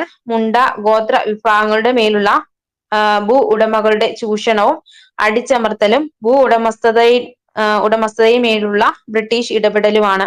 ഈ മുണ്ട കലാപം നടന്ന സ്ഥലം ചോദിച്ചാല് ജാർഖണ്ഡ് ഉൾപ്പെടെയുള്ള ഛോട്ടാ നാഗ്പൂർ മേഖലകളാണ്. ജാർഖണ്ഡ് ഉൾപ്പെടെയുള്ള ഛോട്ടാ നാഗ്പൂർ മേഖലകളിലാണ് മുണ്ട കലാപം അഥവാ ഉൽഗുലാൻ പ്രസ്ഥാനം നടന്നത്. ഇനി മുണ്ട കലാപത്തിന്റെ പ്രധാന നേതാവ് ആരാണെന്ന് ചോദിച്ചാല് ബിർസ മുണ്ടയാണ്. പ്രധാന നേതാവാണ് ബിർസ മുണ്ട. ഇനി അടുത്തൊരു ഗോത്ര കലാപമാണ് കുറിച്യ കുറുംബ കലാപം എന്ന് പറയുന്നത്. കുറിച്യ കുറുംബ കലാപം വർഷം 1812 1812 കുറിച്യ കുറുംബ കലാപം നടക്കുന്നത്. അപ്പൊ ഇതിന്റെ കാരണം എന്ന് പറയുന്നത് അമിതമായ നികുതി, പ്രാദേശിക ഭരണത്തിൽ ബ്രിട്ടീഷ് ഇടപെടലുകൾ, പരമ്പരാഗത ഭൂമിയിൽ നിന്ന് നിർബന്ധിത കുടിയിറക്കൽ, ഭൂമി കണ്ടുകെട്ടൽ, ഇതൊക്കെയാണ് കുറിച്യ കുറുംബ കലാപത്തിന്റെ പ്രധാനപ്പെട്ട കാരണങ്ങൾ എന്ന് പറയുന്നത്. എന്തൊക്കെയാണ്? അമിതമായ നികുതി, പ്രാദേശിക ഭരണത്തിൽ ബ്രിട്ടീഷ് ഇടപെടലുകൾ, പരമ്പരാഗത ഭൂമിയിൽ നിന്ന് നിർബന്ധിത കുടിയിറക്കൽ, ഭൂമിയിൽ നിന്ന് നിർബന്ധിത കുടിയിറക്കൽ, ഭൂമി കണ്ടുകെട്ടൽ. ഇനി എവിടെയാണ് ഈ കുറിച്യർ കലാപം നടന്ന സ്ഥലം ചോദിച്ചാൽ അത് കേരളത്തിലെ എവിടെയാണെന്ന് ചോദിച്ചാൽ വയനാട്ടിലാണ് കുറിച്യർ കലാപം നടക്കുന്നത്. അത് വയനാട്ടിലാണ്. പ്രധാന നേതാവ് ആരാണെന്ന് ചോദിച്ചാൽ അത് രാമൻ നമ്പിയാണ് കുറിച്യർ കലാപത്തിന്റെ പ്രധാന നേതാവ് എന്ന് പറയുന്നത്. അപ്പൊ ഇത്രയാണ് പ്രധാനപ്പെട്ട ഗോത്ര കലാപങ്ങൾ എന്ന് പറയുന്നത്. അപ്പൊ ഇതെന്ന് പറയുന്നത് അസമത്വത്തിനും അടിച്ചമർത്തലിനുമെതിരെ നിരവധി പ്രതിരോധങ്ങൾ തീർക്കുകയും സാമൂഹിക നീതിക്ക് വേണ്ടി പോരാടുകയും ചെയ്തവരാണ് ഇന്ത്യയിലെ ഗോത്ര സമൂഹങ്ങൾ എന്ന് പറയുന്നത്. അപ്പൊ അസമത്വത്തിനും അടിച്ചമർത്തലിനുമെതിരെയൊക്കെ നിരവധി പ്രതിരോധങ്ങൾ തീർക്കുകയും സാമൂഹിക നീതിക്ക് വേണ്ടി പോരാടുകയും ചെയ്തവരാണ് ഇന്ത്യയിലെ ഗോത്ര സമൂഹങ്ങൾ എന്ന് പറയുന്നത്. അപ്പൊ ഗോത്ര സമൂഹങ്ങളുടെ സംസ്കാരം, പരിസ്ഥിതി ജ്ഞാനം, അസമത്വത്തിനെതിരെയുള്ള പ്രതിരോധങ്ങൾ എന്നിവ ഇന്ത്യയുടെ സാമൂഹിക വ്യവസ്ഥയെ പരിപോഷിപ്പിക്കുന്നതിൽ സുപ്രധാന പങ്ക് വഹിക്കുന്നുണ്ട്. അപ്പൊ ഇന്ത്യയുടെ സാമൂഹിക വ്യവസ്ഥയെ പരിപോഷിപ്പിക്കുന്നതിൽ സുപ്രധാന പങ്ക് വഹിക്കുന്നതാണ് ഗോത്ര ജനതയുടെ സംസ്കാരം, പരിസ്ഥിതി ജ്ഞാനം, അസമത്വത്തിനെതിരെയുള്ള പ്രതിരോധങ്ങൾ തുടങ്ങിയവയൊക്കെ. അപ്പൊ ഇന്ത്യയുടെ പ്രകൃതി സമ്പത്തിന്റെയും സാംസ്കാരിക സമ്പന്നതയുടെയും ഉടമകളാണ് ഗോത്ര സമൂഹങ്ങൾ എന്ന് പറയുന്നത്. ഇന്ത്യയുടെ പ്രകൃതി സമ്പത്തിന്റെയും സാംസ്കാരിക സമ്പന്നതയുടെ ഉടമകളാണ് ഗോത്ര സമൂഹങ്ങൾ. ഗോത്ര സമൂഹത്തിന്റെ വിദ്യാഭ്യാസം, ആരോഗ്യ പരിപാലനം, സാമൂഹിക സാമ്പത്തിക പുരോഗതി എന്നിവയെ ശാക്തീകരിക്കപ്പെടുന്നതിലൂടെ രാജ്യത്തിന്റെ ദേശീയോഗ്രന്ഥം കൂടുതൽ ശക്തിപ്പെടുത്താൻ സാധിക്കുന്നുണ്ട്.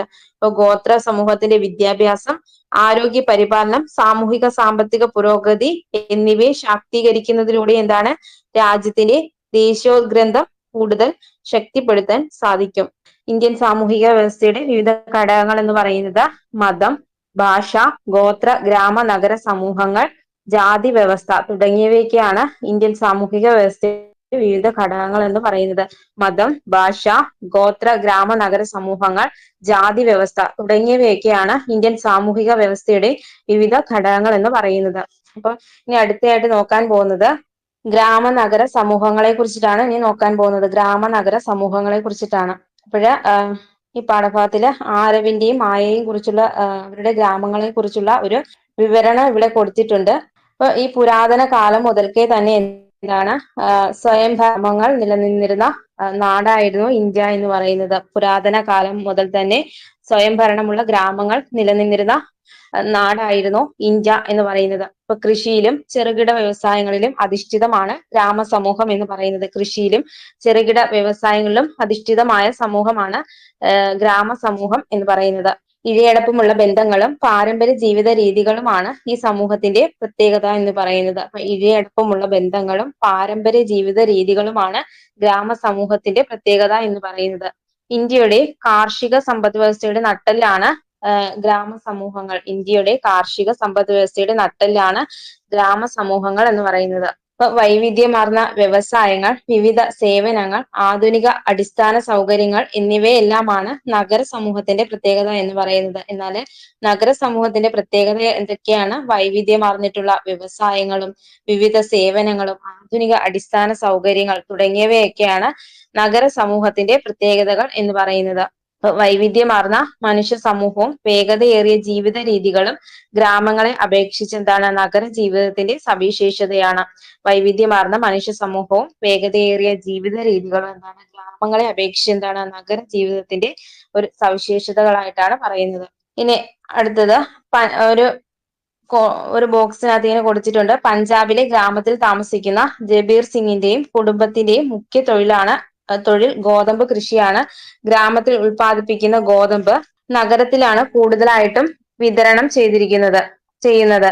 ഇനി അടുത്തൊരു ബോക്സിനകത്ത് കൊടുത്തിട്ടുണ്ട്. നഗരത്തിലെ ടെക്നോ പാർക്കിൽ തൊഴിൽ ചെയ്യുന്ന റിനുവും കൂട്ടുകാരും വിവിധ കൃഷികൾക്ക് അനുയോജ്യമായ മണ്ണ് കണ്ടെത്തുന്നതിനും കർഷകരെ സഹായിക്കുന്നതിനുമായിട്ട് മൊബൈൽ ആപ്ലിക്കേഷൻ വികസിപ്പിച്ചു. ഇത് ഗ്രാമങ്ങളിലെ കൃഷിരീതികൾ മെച്ചപ്പെടുത്തുന്നതിനും ഉയർന്ന ഉൽപാദനം ഉറപ്പുവരുത്തുന്നതിനും സഹായകമാകുന്നു. അപ്പൊ ഇവിടെ റിനുവിന്റെയും ജബീർ സിംഗിന്റെയും തൊഴിലുകൾ നമ്മൾ ഒന്നെന്ന് പറയുന്നത് കൃഷിയും മറ്റേത് എന്താണ് ടെക്നോളജി പരമായിട്ടുള്ള ജോലിയാണ് ചെയ്യുന്നത്. അപ്പൊ ഇവരുടെ തൊഴിലുകൾ പരസ്പര ആശ്രിതമാണെന്ന് നമുക്ക് ഇതിലൂടെ മനസ്സിലാക്കാൻ കഴിയും. അതായത് നമ്മുടെ കാർഷിക മേഖലയ്ക്ക് സഹായകമാകുന്ന സർക്കാരിന്റെ മൊബൈൽ ആപ്ലിക്കേഷനൊക്കെ ഇവിടെ പ്രയോജനപ്പെടുത്തുന്നുണ്ട്.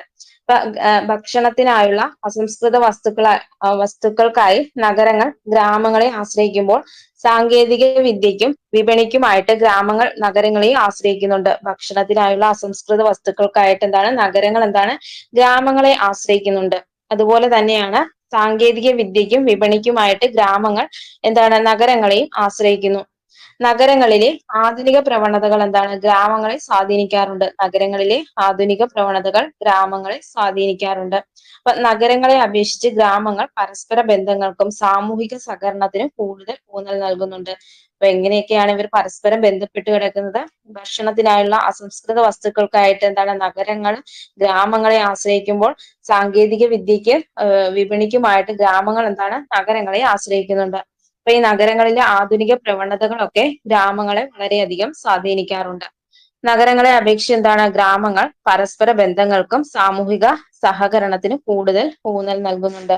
ഇനി ഗ്രാമ-നഗര കുടിയേറ്റങ്ങൾ ഇരു സമൂഹങ്ങളെയും പരസ്പരം ബന്ധിപ്പിക്കുന്നു. ഗ്രാമ-നഗര കുടിയേറ്റങ്ങൾ ഇരു സമൂഹങ്ങളെയും പരസ്പരം ബന്ധിപ്പിക്കുന്നു. ഗ്രാമങ്ങളെ അപേക്ഷിച്ച് നഗര സമൂഹങ്ങൾ വ്യവസായവൽക്കരണത്തെ പ്രോത്സാഹിപ്പിക്കുകയും ആധുനിക തൊഴിലവസരങ്ങൾ നൽകുകയും ചെയ്തു. അപ്പൊ ഗ്രാമങ്ങളെ അപേക്ഷിച്ച് നഗര സമൂഹങ്ങൾ വ്യവസായവൽക്കരണത്തെ പ്രോത്സാഹിപ്പിക്കുകയും ആധുനിക തൊഴിലവസരങ്ങൾ നൽകുകയും ചെയ്യുന്നു. നഗര സമൂഹങ്ങളാണ് കൂടുതലായിട്ട് വ്യവസായവൽക്കരണത്തെ പ്രോത്സാഹിപ്പിക്കുകയും ആധുനിക തൊഴിലവസരങ്ങൾ നൽകുകയും ചെയ്യുന്നത്. നഗരങ്ങൾ സാങ്കേതിക വിദ്യയെയും ആഗോള ബന്ധങ്ങളെയും ആധുനികീകരിക്കുന്നു. നഗരങ്ങൾ സാങ്കേതിക വിദ്യയെയും ആഗോള ബന്ധങ്ങളെയും ആധുനികീകരിക്കുന്നു. നഗര ജീവിതം വ്യത്യസ്ത സംസ്കാരങ്ങളുടെ സമ്മിശ്രണമായതുകൊണ്ട് സാംസ്കാരിക കൈമാറ്റത്തെ പ്രോത്സാഹിപ്പിക്കുന്നു. അപ്പൊ നഗര ജീവിതം എന്ന് പറയുന്നത് വ്യത്യസ്തങ്ങളായിട്ടുള്ള സംസ്കാരങ്ങളുടെ സമ്മിശ്രണമായതുകൊണ്ട് സാംസ്കാരിക കൈമാറ്റത്തെയാണ് അവിടെ പ്രോത്സാഹിപ്പിക്കുന്നത്. ഗ്രാമങ്ങളിലും നഗരങ്ങളിലും പരസ്പര ആശ്രയത്തോടെ സന്തുലിതാവസ്ഥ നിലനിർത്തുകയും ഇന്ത്യൻ സാമൂഹിക വ്യവസ്ഥയെ ശക്തിപ്പെടുത്തുകയും ചെയ്യുന്നു. ഗ്രാമങ്ങളും നഗരങ്ങളും പരസ്പര ആശ്രയത്തോടു കൂടി സന്തുലിതാവസ്ഥ നിലനിർത്തുകയും ഇന്ത്യൻ സാമൂഹിക വ്യവസ്ഥയെ ശക്തിപ്പെടുത്തുകയും ചെയ്യുന്നുണ്ട്. ഇനി എന്താണ് ഗ്രാമീണ നഗര തുടർച്ച? റൂറൽ അർബൻ കണ്ടിന്യൂം എന്നാണ് പറയുന്നത്.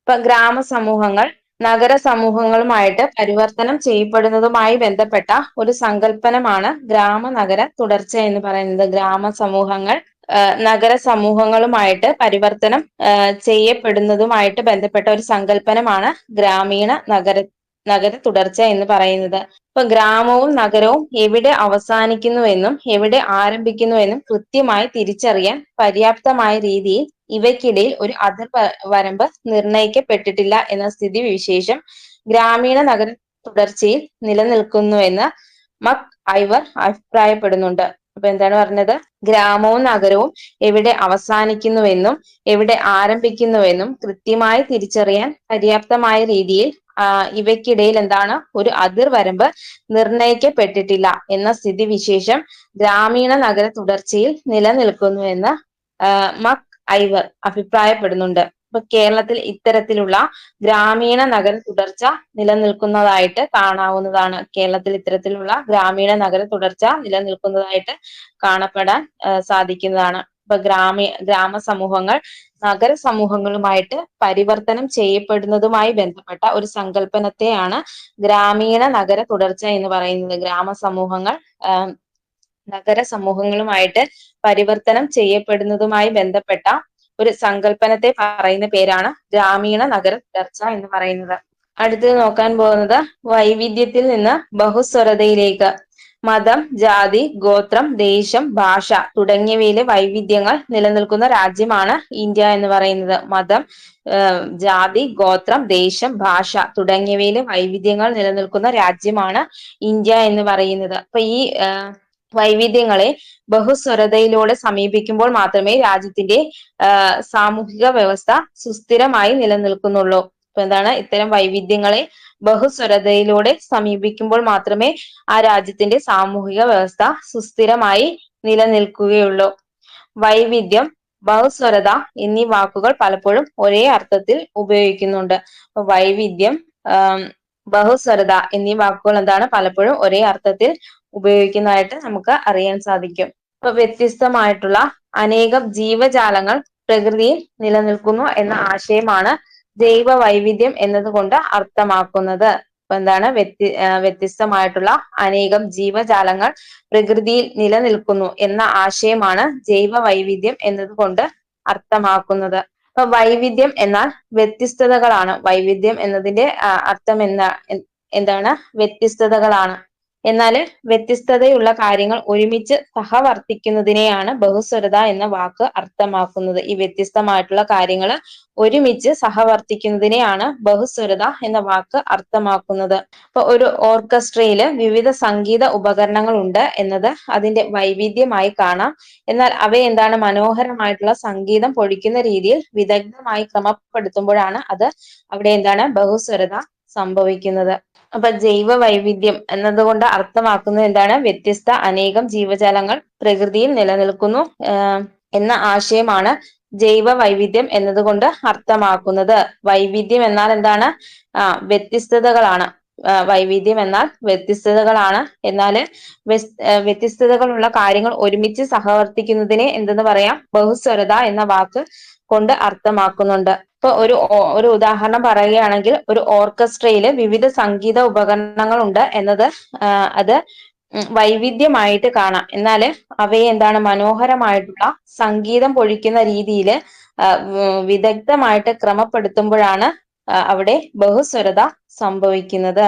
അപ്പൊ വ്യത്യസ്ത സാമൂഹിക വിഭാഗങ്ങൾ, മതങ്ങൾ, വംശങ്ങൾ എന്നിവയിൽ ഉൾപ്പെട്ട ആളുകൾ ഒരു സമൂഹത്തിൽ ഒരുമിച്ചായിരിക്കുകയും എന്നാൽ ഓരോരുത്തരും അവരവരുടെ പാരമ്പര്യങ്ങളും താല്പര്യങ്ങളും പിന്തുടരുകയും ചെയ്യുന്ന സാഹചര്യമാണ് ബഹുസ്വരത ഉൾക്കൊള്ളുന്നത്. അപ്പൊ എന്താണ്, വ്യത്യസ്ത സാമൂഹിക വിഭാഗങ്ങൾ, മതങ്ങൾ, വംശങ്ങൾ എന്നിവയിൽ ഉൾപ്പെട്ട ആളുകൾ ഒരു സമൂഹത്തിൽ ഒരുമിച്ച് ആയിരിക്കുകയും എന്നാൽ ഓരോരുത്തരും എന്താണ്, അവരവരുടെ പാരമ്പര്യങ്ങളും താല്പര്യങ്ങളും പിന്തുടരുകയും ചെയ്യുന്ന ഒരു സാഹചര്യത്തെ പറയുന്ന പേരാണ് ബഹുസ്വരത എന്ന് പറയുന്നത്. അപ്പൊ എന്താണ്, വ്യത്യസ്ത സാമൂഹിക വിഭാഗങ്ങൾ, മതങ്ങൾ, വംശങ്ങൾ എന്നിവയിൽ ഉൾപ്പെട്ട ആളുകൾ ഒരു സമൂഹത്തിൽ ഒരുമിച്ചായിരിക്കും. എന്നാൽ അവരെന്താണ്, ഓരോരുത്തരും അവരവരുടെ പാരമ്പര്യങ്ങളും താല്പര്യങ്ങളും പിന്തുടരുകയും ചെയ്യുന്ന ഒരു സാഹചര്യമാണ് ബഹുസ്വരത ഉൾക്കൊള്ളുന്നത്. സമൂഹത്തിലെ വൈവിധ്യം എന്നതുകൊണ്ട് ഉദ്ദേശിക്കുന്നത് സമൂഹത്തിനുള്ളിൽ നിലനിൽക്കുന്ന വ്യത്യസ്തതകളെയാണ്. സമൂഹത്തിലെ വൈവിധ്യം എന്നതുകൊണ്ട് ഉദ്ദേശിക്കുന്നത് എന്താണ്, അത് സമൂഹത്തിനുള്ളിൽ നിലനിൽക്കുന്ന വ്യത്യസ്തതകളെയാണ്. സാംസ്കാരികവും മതപരവും ഭാഷാപരവും വംശീയവും സാമൂഹികവുമായ വ്യത്യാസങ്ങളെല്ലാം ഇതിൽ ഉൾപ്പെടുന്നുണ്ട്. ഇപ്പൊ എന്തൊക്കെയാണ്, സാംസ്കാരികവും മതപരവും ഭാഷാപരവും വംശീയവും സാമൂഹികവുമായിട്ടുള്ള വ്യത്യാസങ്ങളെല്ലാം ഇതിൽ ഉൾപ്പെടുന്നുണ്ട്. അപ്പൊ ഇത്തരം വൈവിധ്യങ്ങൾ തമ്മിൽ പരസ്പര ബന്ധമോ പരസ്പര ബഹുമാനമോ ഉണ്ടാകണമെന്നില്ല. അപ്പൊ ഇത്തരത്തിലുള്ള വൈവിധ്യങ്ങൾ തമ്മിൽ എന്താണ്, പരസ്പര ബന്ധമോ പരസ്പര ബഹുമാനമോ ഒന്നും ഉണ്ടാകണമെന്നില്ല. എന്നാല് ബഹുസ്വരത ഈ വൈവിധ്യങ്ങൾക്ക് അതീതമായിട്ട് എന്താണ്, വിവിധ സംഘങ്ങൾ തമ്മിലുള്ള ആശയവിനിമയം, പരസ്പര ബഹുമാനം, പരസ്പര സ്നേഹം, പരസ്പര സൗഹാർദ്ദം എന്നിവ പ്രോത്സാഹിപ്പിക്കുന്നുണ്ട്. അപ്പൊ ബഹുസ്വരത ഈ വൈവിധ്യങ്ങൾക്ക് അതീതമായിട്ട് എന്താണ്, വിവിധ സംഘങ്ങൾ തമ്മിലുള്ള ആശയവിനിമയം, പരസ്പര ബഹുമാനം, പരസ്പര സ്നേഹം, പരസ്പര സൗഹാർദ്ദം എന്നിവയൊക്കെ പ്രോത്സാഹിപ്പിക്കുന്നുണ്ട്. അപ്പൊ സമൂഹത്തിലെ വ്യത്യാസങ്ങളും വൈവിധ്യങ്ങളും ഭിന്നതകൾ സൃഷ്ടിക്കില്ലെന്നും പകരം ഐക്യത്തിലേക്കും സഹവർത്തിത്വത്തിലേക്കും നയിക്കുന്നുവെന്നും ബഹുസ്വരത ഉറപ്പാക്കുന്നുണ്ട്. അപ്പൊ സമൂഹത്തിലെ വ്യത്യാസങ്ങളും വൈവിധ്യങ്ങളും ഭിന്നതകൾ സൃഷ്ടിക്കുന്നില്ലെന്നും പകരം എന്താണ്, ഐക്യത്തിലേക്കും സഹവർത്തിത്വത്തിലേക്കും നയിക്കുന്നുവെന്നും ബഹുസ്വരത ഉറപ്പുവരുത്തുന്നുണ്ട്. ഇപ്പൊ വൈവിധ്യം സ്വാഭാവികമായി നിലനിൽക്കുന്നതാണെങ്കിൽ ബഹുസ്വരത ബോധപൂർവമായി സൃഷ്ടിച്ചെടുക്കേണ്ട ഒന്നാണ്. വൈവിധ്യം എന്താണ് സ്വാഭാവികമായിട്ട് നിലനിൽക്കുന്നതാണെങ്കിൽ എന്താണ് ബഹുസ്വരത ബോധപൂർവമായിട്ട് സൃഷ്ടിച്ചെടുക്കേണ്ട ഒന്നാണ്. അതുകൊണ്ട് തന്നെയാണ് ബഹുസ്വരതയുടെ സൃഷ്ടി ബോധപൂർവമായിട്ടുള്ള ഒരു പ്രവർത്തനമായിട്ട് പരിഗണിക്കുന്നത്. ബഹുസ്വരതയുടെ സൃഷ്ടി എന്താണ് ബോധപൂർവമായിട്ടുള്ള ഒരു പ്രവർത്തനമായിട്ട് പരിഗണിക്കപ്പെടുന്നത്. എന്തൊക്കെയാണ് ബഹുസ്വരത നേരിടുന്ന വെല്ലുവിളികൾ? ഇപ്പൊ കുറെ വാർത്താ തലക്കെട്ടുകൾ ഇവിടെ കൊടുത്തിട്ടുണ്ട്. മതേതരത്വത്തിന് വിഘാതമായി നിൽക്കുന്ന ഘടകങ്ങളെ തടയേണ്ടതുണ്ട്. മതേതരത്വത്തിന് വിഘാതമായിട്ട് നിൽക്കുന്ന ഘടകങ്ങളെ തടയേണ്ടതുണ്ട്. ഭാഷ ന്യൂനപക്ഷങ്ങളുടെ താല്പര്യങ്ങൾ സംരക്ഷിക്കപ്പെടണം. പിന്നീട് എന്താണ് ഖനനവും കുടിയിറക്കലും പൂർവിക ഭൂമി നഷ്ടപ്പെടുന്നതിനെതിരെ ഗോത്ര ജനതയുടെ പ്രതിഷേധം. ബഹുസ്വരത നേരിടുന്ന വെല്ലുവിളികളെ കുറിച്ചാണ് ഇനി നോക്കാൻ പോകുന്നത്. അപ്പൊ ഭാഷ ന്യൂനപക്ഷങ്ങളുടെയൊക്കെ താല്പര്യങ്ങൾ സംരക്ഷിക്കപ്പെടുന്നില്ല, ഖനനവും കുടിയിറക്കലും ഇതൊക്കെ എന്താണ് മതേതരത്വം തുടങ്ങിയവയൊക്കെ എന്താണ് ബഹുസ്വരത നേരിടുന്ന വെല്ലുവിളികളാണ്. അപ്പൊ നമ്മുടെ രാജ്യത്തിന്റെ വൈവിധ്യങ്ങളെ നാം അംഗീകരിക്കുകയും ബഹുമാനിക്കുകയും ചെയ്യുമ്പോഴാണ് നമ്മുടെ രാജ്യത്ത് ബഹുസ്വരത ഉണ്ടാകുന്നത്. അപ്പൊ ഇത് ദേശീയ ഗ്രന്ഥത്തിലൂടെ ഇന്ത്യൻ ബഹുസ്വരത നേരിടുന്ന വെല്ലുവിളികളെ തരണം ചെയ്യാൻ നമുക്ക് സാധിക്കാം. അപ്പൊ എന്താണ് നമ്മുടെ രാജ്യത്തിന്റെ വൈവിധ്യങ്ങളെ നാം അംഗീകരിക്കുകയും ബഹുമാനിക്കുകയും ചെയ്യുമ്പോഴാണ് നമ്മുടെ രാജ്യത്ത് എന്താണ് ബഹുസ്വരത ഉണ്ടാകുന്നത്. അപ്പൊ ദേശീയ ഗ്രന്ഥത്തിലൂടെ ഇന്ത്യൻ ബഹുസ്വരത നേരിടുന്ന വെല്ലുവിളികളെ തരണം ചെയ്യാൻ നമുക്ക് സാധിക്കുന്നുണ്ട്. അപ്പൊ ഇന്ത്യൻ ബഹുസ്വരത നേരിടുന്ന വെല്ലുവിളികളെ എങ്ങനെയാണ് തരണം ചെയ്യാൻ നമുക്ക് സാധിക്കുന്നത്? ദേശീയ ഗ്രന്ഥത്തിലൂടെയാണ്. ഇനി എന്താണ് ദേശീയ ഗ്രന്ഥനം എന്ന് നോക്കാം.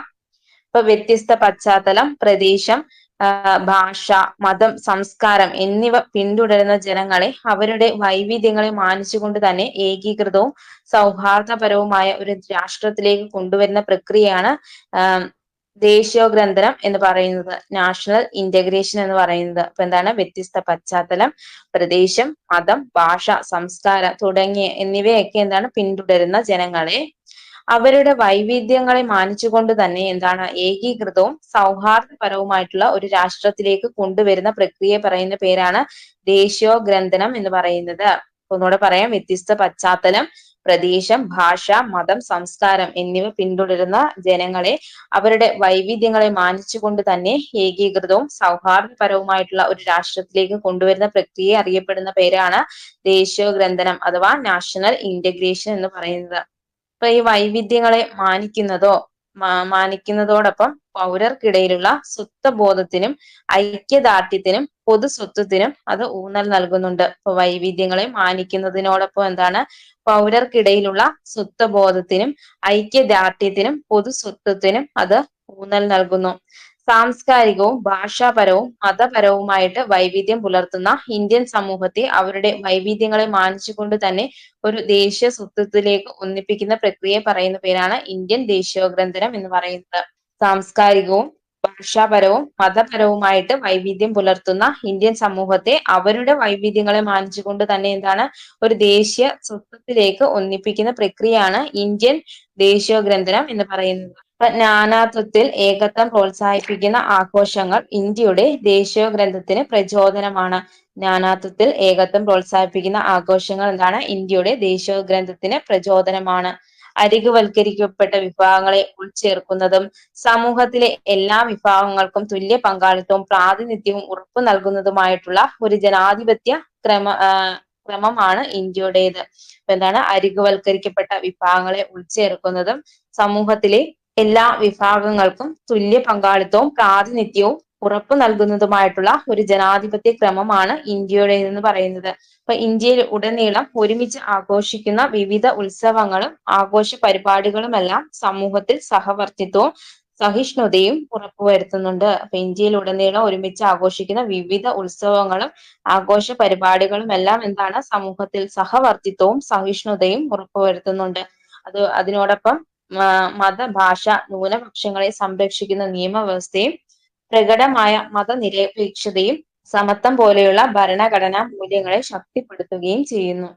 ഇനി ദേശീയോഗ്രന്ഥനം അതിന്റെ പ്രത്യേകതകളാണ് പറയാൻ പോകുന്നത്. ഒന്നാമത് പറയുന്നത് നാനാത്വത്തിൽ ഏകത്വം വളർത്തുന്നു. അടുത്ത ഒരു പോയിന്റ് ആണ് സാമൂഹിക ഐക്യം പ്രോത്സാഹിപ്പിക്കുന്നു. പിന്നീട് ദേശീയ സ്വത്വം വികസിപ്പിക്കുന്നു, സാമൂഹിക വികസനത്തെ പ്രോത്സാഹിപ്പിക്കുന്നു, ജനാധിപത്യ ഭരണക്രമത്തെ ശക്തിപ്പെടുത്തുന്നു, ബഹുസ്വരത നേരിടുന്ന വെല്ലുവിളികളെ തരണം ചെയ്യാൻ സഹായിക്കുന്നു. ഇപ്പൊ ദേശീയ ഗ്രന്ഥത്തിന്റെ പ്രത്യേകതയാണ്, ദേശീയ ഗ്രന്ഥത്തിന്റെ പ്രധാനപ്പെട്ട പ്രത്യേകതകളാണ് ഇപ്പൊ പറഞ്ഞത്. എന്തൊക്കെയാണ്? നാനാത്വത്തിൽ ഏകത്വം വളർത്തുന്നു, നാനാത്വത്തിൽ ഏകത്വം വളർത്തുന്നു. പിന്നീട് എന്താണ്? സാമൂഹിക ഐക്യം പ്രോത്സാഹിപ്പിക്കുന്നുണ്ട്, സാമൂഹിക ഐക്യം പ്രോത്സാഹിപ്പിക്കുന്നു, ദേശീയ സ്വത്വം വികസിപ്പിക്കുന്നു, ദേശീയ സ്വത്വം വികസിപ്പിക്കുന്നു, സാമൂഹിക വികസനത്തെ പ്രോത്സാഹിപ്പിക്കുന്നു, സാമൂഹിക വികസനത്തെ പ്രോത്സാഹിപ്പിക്കുന്നു. അടുത്തത് പറയുന്നത് ജനാധിപത്യ ഭരണക്രമത്തെ ശക്തിപ്പെടുത്തുന്നു. പിന്നീട് എന്താണ്? ബഹുസ്വരത നേരിടുന്ന വെല്ലുവിളികളെ തരണം ചെയ്യാൻ സഹായിക്കുന്നു. ഇതോടുകൂടി ഈ ചാപ്റ്റർ കഴിഞ്ഞിരിക്കുകയാണ്. Okay, thank you.